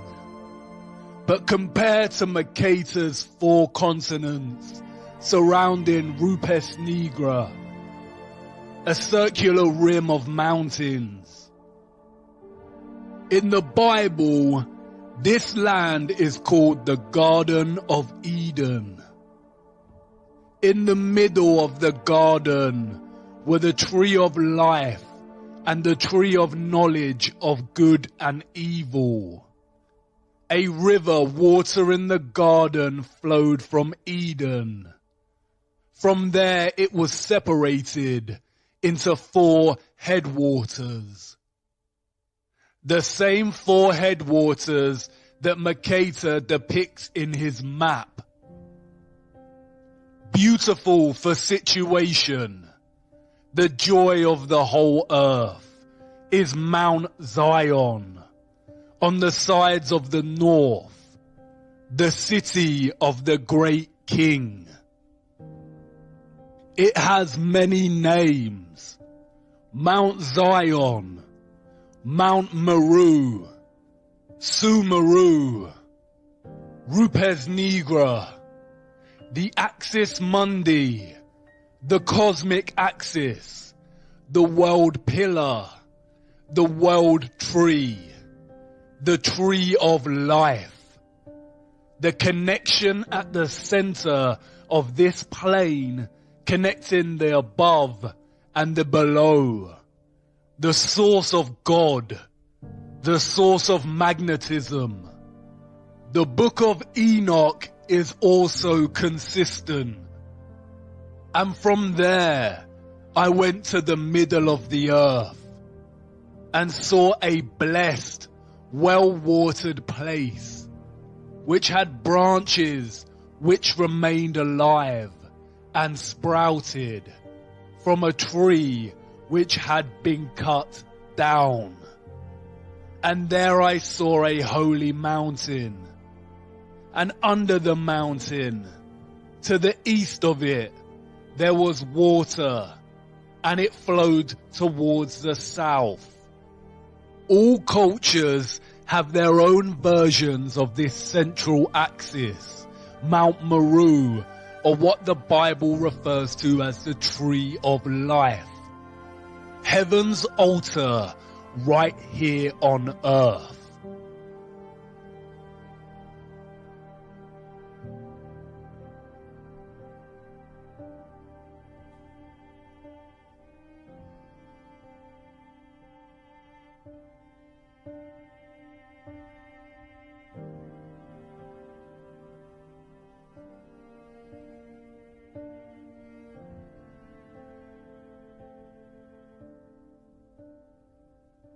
William D. Warren in Paradise Found states, "Is anywhere in the temple of nature there was to be an altar, it could only be here."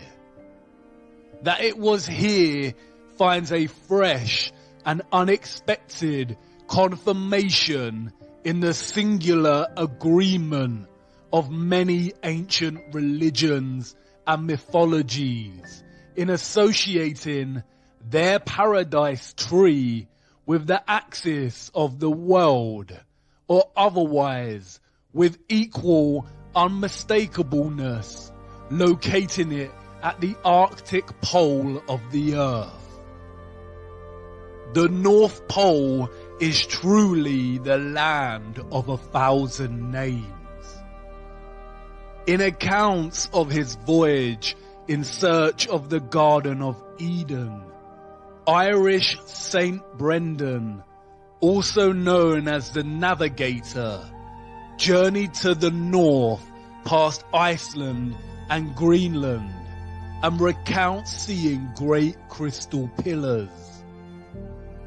A lot of Celtic mythology centers around the northern regions, with many believing that the real location of the Arthurian Avalon is actually at the center, the North Pole. Interestingly, the same John Dee that wrote to Mercator claimed that King Arthur conquered the far northern region. According to John Dee, another missing text, the Gestae Arthuri, apparently contained an account of Arthur's expedition to the North Pole. Another text, the Legis Anglorum Londonis Collectae, testifies to this same expedition. Through Celtic mythology, King Arthur became associated with the North constellation, the Great Bear, otherwise known as Ursa Major. By Sir Walter Scott's day, King Arthur had become firmly associated with the Pole Star, or Polaris. In his 1805 work, Lay of the Last Minstrel, he states, "Arthur's slow wain his course doth roll, in utter darkness round the pole. The northern bear lowers black and grim, Orion's studded belt is dim." The symbolism speaks louder than the corrupted history. King Arthur's Knights of the Round Table and the Western and Chinese zodiacs are strikingly similar. The Chinese zodiac table. It is our flat earth. The constellations of the dome or firmament circling the magnetic center, as do the yin yang of the sun and the moon. King Arthur and the 12 knights at the round table. 12 zodiac signs, 12 knights, with King Arthur's seat at the top, like Polaris. Look at the rose in the center. It is very similar to Mercator's representation of the North Pole. The 4 continents look like petals, and the magnetic mountain in the center looks like the plant stigma. Is the North Pole the true Holy Grail? The clock with its 12 hours, all time revolving around the center or the pole. There are 12 months in a year and 4 seasons, just like the 4 continents surrounding the pole. Our Earth is the oldest clock. 12 stars on the flag of Europe. Mercator's letter stated that Mount Meru, or Rupes Nigra, was 33 miles in circumference. 33 again. The United Nations flag, split into 33 sections, with the final, largest section falling in the center. 33rd degree Freemasonry. During the course of initiation, the Mason is taught that the North is Masonically a place of darkness. The Freemasons worship East, West, and South, and forsake the North. This is because the North is associated with the energy of good. It is the source, the magnetic mountain, the axis mundi directly underneath Polaris, the fixed constant star. 33 is also the age Jesus was when crucified. Many scholars have drawn links between Jesus and King Arthur. Jesus had 12 disciples. Da Vinci's The Last Supper. 12 disciples revolve around the center, Christ. A closer look at the table shows an arched central base, suggesting it was actually a round table that has been halved and flattened for purposes of the painting, hidden in plain sight.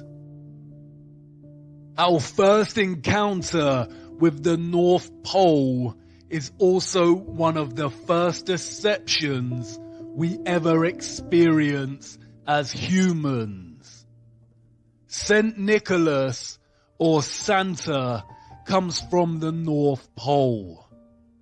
Santa is an anagram of Satan and has ties to another mythological being, Krampus, a horned half-goat, half-demon deity that punishes children who misbehave, i.e., it has its roots in the satanic practice of Moloch worship.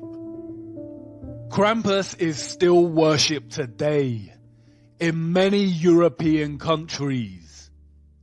Can you see what they are doing?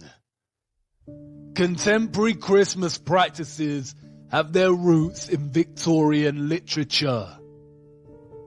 Before that, the season still carried its true Christian practices and celebration of Christ.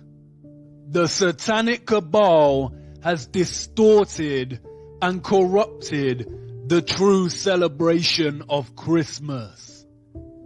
tie in satanic figures suggestive of child predation to the North Pole. As we grow up and find out Santa is a lie, we never give the North Pole another thought. It is the location of our first disillusion, our first painful truth. We are programmed to deliberately lose our sense of wonder for the North Pole.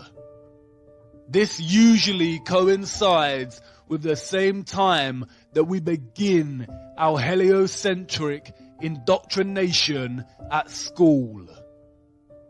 Christmas is a celebration of the birth of Christ, a celebration of the source, of God. That's why we put up Christmas trees. The Christmas tree is Mount Meru, the Rupes Nigra, the tree of life, and the star on top is Polaris, the fixed star in the firmament. Humanity has collectively forgotten this. The Christmas tree is a celebration of the magnetic axis mundi at the center of our flat Earth, and it has subsequently been corrupted and replaced by debased materialism. We no longer remember what we are celebrating. The satanic cabal must corrupt the North Pole. They tell us it's just an ice sheet, but Google Earth cannot even give us a photoshopped version of the ice. They don't even want people interested in ice sheets. They can't even bear to acknowledge the North Pole. It is against their satanic religion. Hollywood movies always contain things hidden in plain sight. But there are a select few of these movies that are highly satanic and Masonic. The Truman Show is a metaphor for our programmed deception living under the dome. Rosemary's Baby, Monsters Inc., and Eyes Wide Shut all depict the elite cult of Satanism and the practices of Moloch child sacrifice and adrenochrome harvesting. The Matrix is an obvious metaphor of humanity's slave status. The Matrix itself being the programmed deception cast upon humanity, who have no clue to the true nature of their reality. But there is another film, probably the most Masonic of them all, The Wizard of Oz, Dorothy's journey through the land of Oz. Notice the red shoes. Do you remember what Macaulay Culkin said about the red shoes? Dorothy and her unlikely band of friends must follow the yellow brick road to the Emerald City to ask the wizard if she can be sent home. The author, Lyman Frank Baum, developed maps for his land of Oz. Does this remind you of something? 4 lands or continents surrounding the central Emerald City, just like the North Pole in Mercator's map. Look at the representation of the Emerald City in the film. Look at the domed halo surrounding the city. Much like the halo we see with representations of Christ. But does it remind you of something? Look closer. Columns. Basalt columns. The magnetic tree of life at the center. Also cut down in our history. The Emerald City. What else emits an emerald green glow? The Aurora Borealis. The Northern Lights. Look at the yellow brick road in the film. A swirl to the center. A whirlpool of sorts. Somewhere over the rainbow. The rainbow again. The Bifrost Bridge from Norse mythology. A path between heaven and earth. Between Midgard and Asgard. Bifrost means the swaying road to heaven. In Islam, it is called Al-Sirah. The narrow bridge people must pass in order to enter paradise. Look at the ancient Siam city in Thailand. This is supposed to be a recreation of Sumeru Mountain. Look at the bridge you have to cross on your journey. And what about the whirlpool at the center?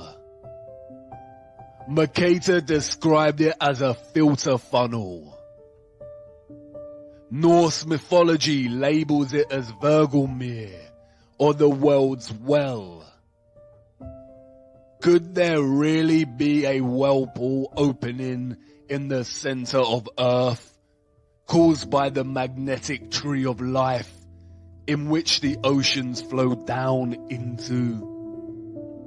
Paul the Deacon, an 8th century Benedictine monk, wrote that where the ocean extends without bounds is that very deep abyss of waters which we commonly call the ocean's navel.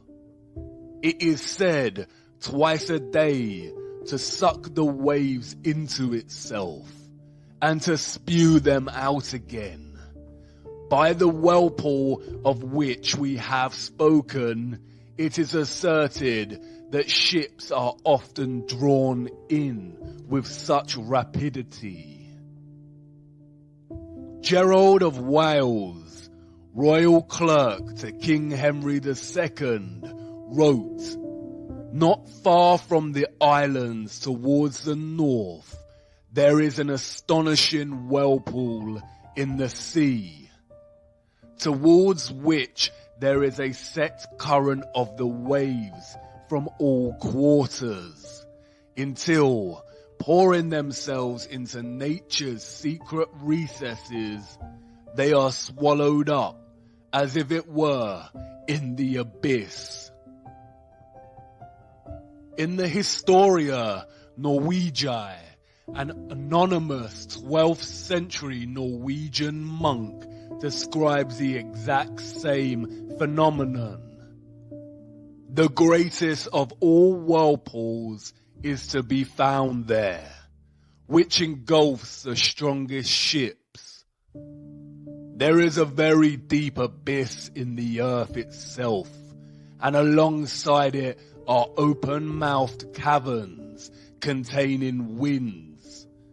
These winds draw to them the waters of the sea through hidden passages in the earth. They shut them up in the vaults of the abyss. The powerful source of magnetism offers some suggestion as to how this central vortex on Earth actually works. Not only is water diamagnetic and will resist gaining proximity to a magnetic mountain, creating an opening, but also a powerful magnetic source and a powerful central axis mundi would generate a strong electromagnetic field or electromagnetic stream. This takes the form of a toroidal electromagnetic field. Even in their heliocentric lie, they acknowledge that the Earth's magnetic field is toroidal, or shaped like a torus. The name Mercator, or Mercator, produces the 7-letter anagram creator, or creator, tor, toroidal, or torus. The source of the toroidal magnetic field lies at the center, or the bull's eye, the bull, the torus. Do you see how they have corrupted the torus by making it synonymous with the horned animal? The toroidal electromagnetic field is a stream of all vibration, frequency, and energy on our flat plane. A constant dance of the above and the below, with our earthly plane in the center. The toroidal field draws the oceans in at the central axis mundi vortex. As the water is drawn into the center of the earth, it keeps going and is most likely drawn out again at the perimeters of Antarctica. Hence, that is why there is so much ice. It freezes because there is not much sunlight at the outer perimeters of flat Earth. The ice has always melted at a constant rate, and this has been used recently to fuel the climate change hoax by the Satanic Cabal. This central vortex at the North Pole would also suggest the possible existence of the biblical Great Deep, and offer some clues to the existence of water above the firmament, all of which are outside of our perception's grasp and have been hidden from us. As absurd as this constant recycling of water sounds, the same process is happening right now inside of your body and never stops. Blood is pumped from the body into the right atrium and then is drawn up into the more central right valve to the lungs, which oxygenates the blood and pumps it into the left atrium at the heart's periphery, which is then drawn up into the central left valve back into the body. Speaking of the stars in the firmament, Enoch said that we shall err and take them to be gods. All planets in the fake solar system are named after false gods, such as Mars, Saturn, and Mercury. All of them apart from Earth. Earth is an interesting word, one of its kind. It is an anagram of heart. Look at the electromagnetic field of the human heart. It is a toroid. Look at the apple. It is the same shape as the toroid. What fruit did Satan tempt Eve with in the garden, the center of the earth? Hidden in plain sight, as above, so below, the microcosm and the macrocosm. What lies inside of Earth at this central vortex? Who knows? But it could explain the phenomena of the auroras at the poles. Perhaps the mysterious green light is atmospheric light coming from inner Earth, or the light emitted at the junction between realms. The word aurora borealis is very similar to the word Ouroboros, the serpent eating its own tail. A satanic symbol we see used over and over again. Many have speculated that the Ouroboros symbolizes the ice ring at Antarctica. Oro comes from the ancient Greek meaning for tail, and Boros comes from the ancient Greek meaning for swallow. Boros is also very similar linguistically to Boreas, god of the north wind. The Ouroboros is also present in the Norse cosmology, circling the center.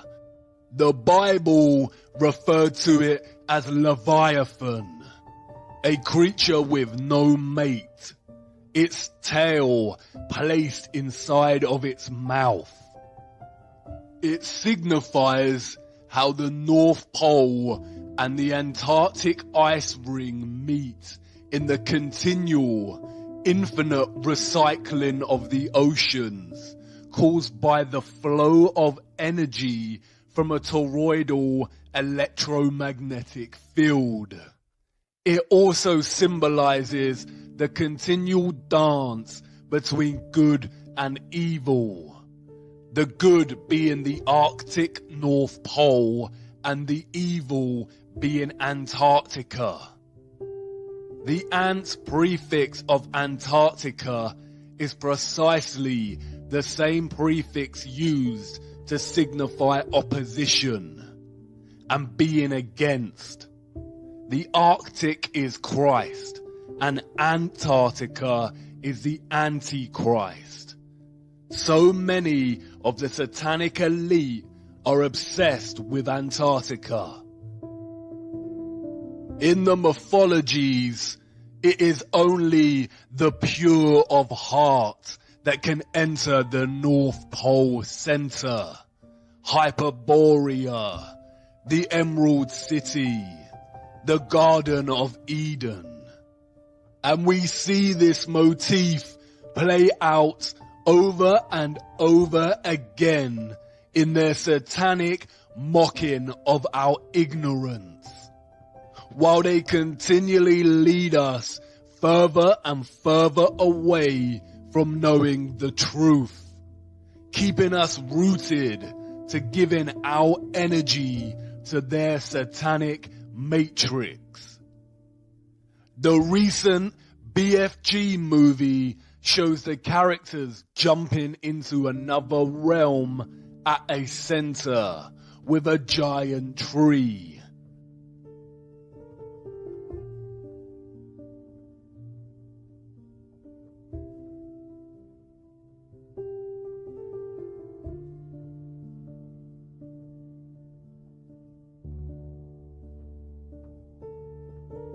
Notice the aurora. Stephen King's The Dark Tower series places the magnetic Mount Meru, the Rupes Nigra, in the center. Notice the familiar map and the Arthur Rose. Look at a clip from the film. It's a map. My father showed me a map like this once. Inside the circle is your world and my world. Many others. No one knows how many. The Dark Tower stands at the center of all things. And it stood there from the beginning of time. and it sends out powerful energy. Interestingly, Stephen King also wrote another novel about life under the dome.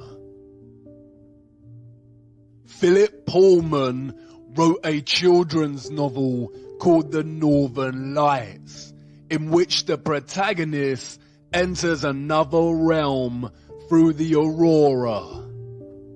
Jules Verne's Journey to the Center of the Earth sees its protagonists enter inner Earth in the north, just beyond Iceland.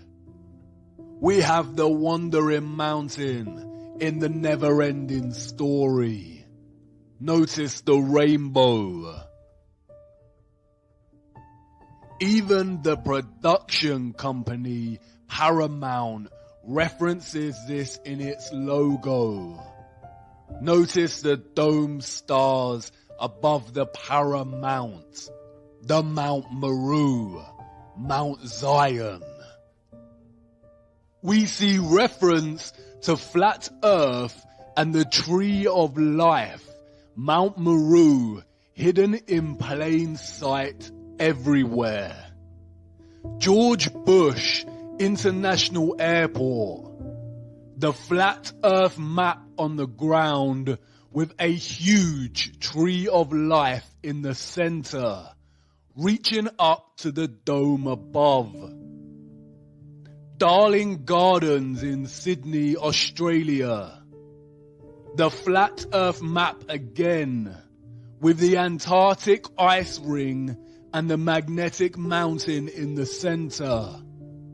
Even the Central United Nations meeting room displays this imagery. Notice the starred dome above and the grand gold pillar in the center. What about flights? Wouldn't pilots have noticed if there were a huge vortex at the center of the Earth? Well, perhaps, if they actually flew over the region. Flights are restricted, we are told, because it is too cold to fly over the Arctic and Antarctic regions. They tell us they have the technology to send people out into cold space, but not to cross the polar zones. In fact, a closer look at flight paths more generally exposes their heliocentric lie. On a globe Earth, South Africa to Australia should be a straight path over the Indian Ocean. They could even refuel at Madagascar if necessary. But no such flight exists.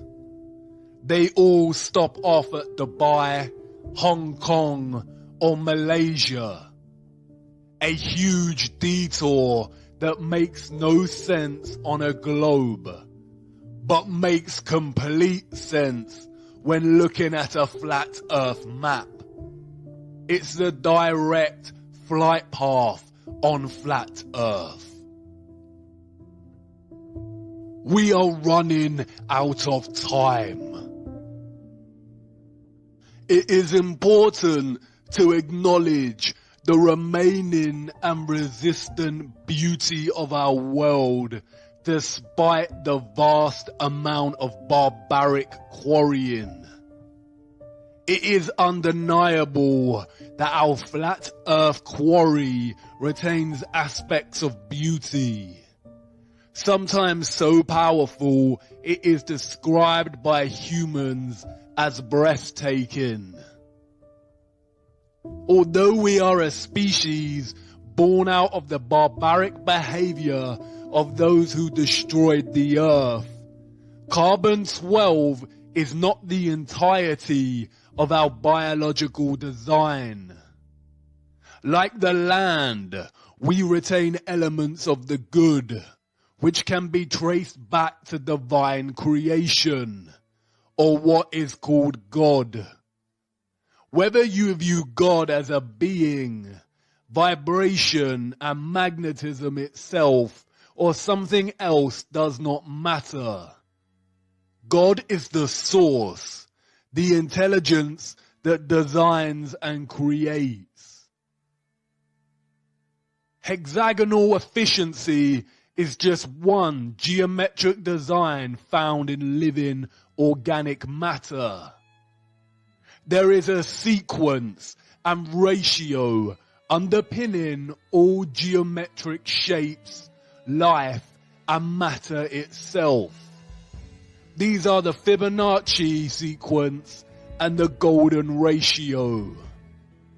The Fibonacci sequence, the mathematical sequence of adding the last two numbers that came before, starting with 1. As the sequence continues, a constant ratio of 1 to 1.6 appears. This is called the golden ratio and continues indefinitely. To imagine what a 1 to 1.6 ratio looks like, compare it to a 1 to 1 ratio. Any rectangle with any two of the numbers of this Fibonacci sequence forms what is known as the golden rectangle, a perfect rectangle. This rectangle can be broken down into squares, the size of the next Fibonacci numbers. Similarly, if you construct the rectangle with the 1 to 1.6 ratio and begin to make incremental golden ratio points within that, you end up with the same results as the Fibonacci sequence. If you divide each with an arc, then the pattern begins to take shape. We see Fibonacci's spiral, the spiral in and of itself.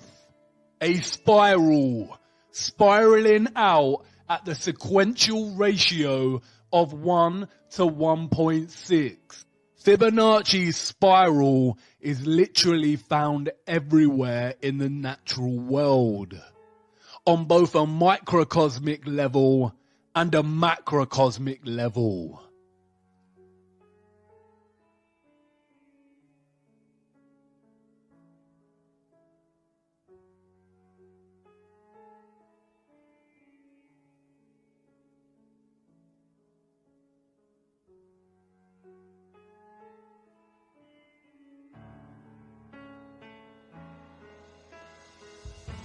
It is the blueprint of all creation. It is not a coincidence that the entire education system pretty much ignores the golden ratio and golden spiral. We are not taught about this because the inevitable conclusion of understanding the omnipresence of this ratio is to acknowledge intelligent design and creation. It is the fingerprint of God. When viewed from above, the toroid takes on the shape of a spiral. Your brainwashing and programming has to have such a powerful grip over you if you think for 1 second our flat Earth itself would not take on the same ratio and patterning. A golden spiral concentrating into a central vortex at the North Pole. Do you see how they have taken the fingerprint of God, the spiral, and corrupted it through the most evil act that can be committed? The rape, torture, and murder of a child and drinking its blood. How to continue after discovering such evil exists, and the deceptions cast upon humanity. What to do when things fall apart, when down becomes up, and up is now down. When those you trusted the most deceived you and let you down. When the storm comes. Center yourself. Return to the center. And not in the way they tell you. There is a reason the satanic cabal pushes things like meditation and want you to participate in blind positivity. There is a reason that most organizations now subscribe to this narrative and ask you to attend to your well-being. They want you to accept that reality is stressful and full of corruption, to normalize it, and tell you the antidote is forced relaxation, to switch off and ignore, and forced positivity, which in reality is just to ignore the matter at hand and replace it with delusional positive thoughts. In other words, to turn a blind eye. The eye is a microcosm of flat Earth itself, with the pupil at the center, giving you sight. Center yourself, but not through their methods. There is only one way to achieve centrality and stillness. The eye of the storm, immutable and still, while all around it energetic rage. The tree trunk, steadfast as the wind rattles its branches. The truth is objective. It cannot move, cannot bend, cannot fall apart. It is positively charged. It stands up to any counter-argument. And because of this, the truth is pure and is fixed. The fixed center of being. Put on the full armor of God so that you can take your stand against the devil's schemes. Stand firm then, with the belt of truth buckled around your waist. And knowing the world we live in, the journey to the center is going to be the journey of a lifetime. It's here, the end of the rabbit hole, the end of our small journey. There is so much we did not get to cover, but I hope you will not forget over time and keep on searching. Did I accomplish what I set out to achieve? Am I wiser? Do I know more? Perhaps a little. But the more truth I discovered, the less I truly know. The truth humbles and puts me in my place. But it is not a place of dislocation that believing in the Ein Sof heliocentric model of nothingness produces in an individual.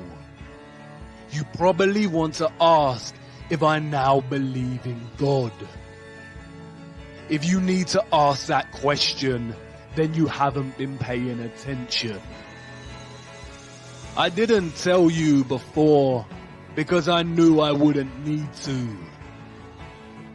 But this isn't really an ending for me or for yourself. For I know that something in you, viewer, has forever changed. Whether it's your entire perspective of the earth, or just a small fraction of something that may nag at you during the late nights when sleep doesn't come. This isn't goodbye, and this is not an exit. It's actually the beginning. You're not really leaving the rabbit hole. You cannot leave the rabbit hole now. You've seen too much. The road doesn't end here. It's just a brief pause at the crossroads of another entrance to another rabbit hole. The journey of a lifetime. And who knows where it will lead you, viewer. But let's hope it's closer to the center.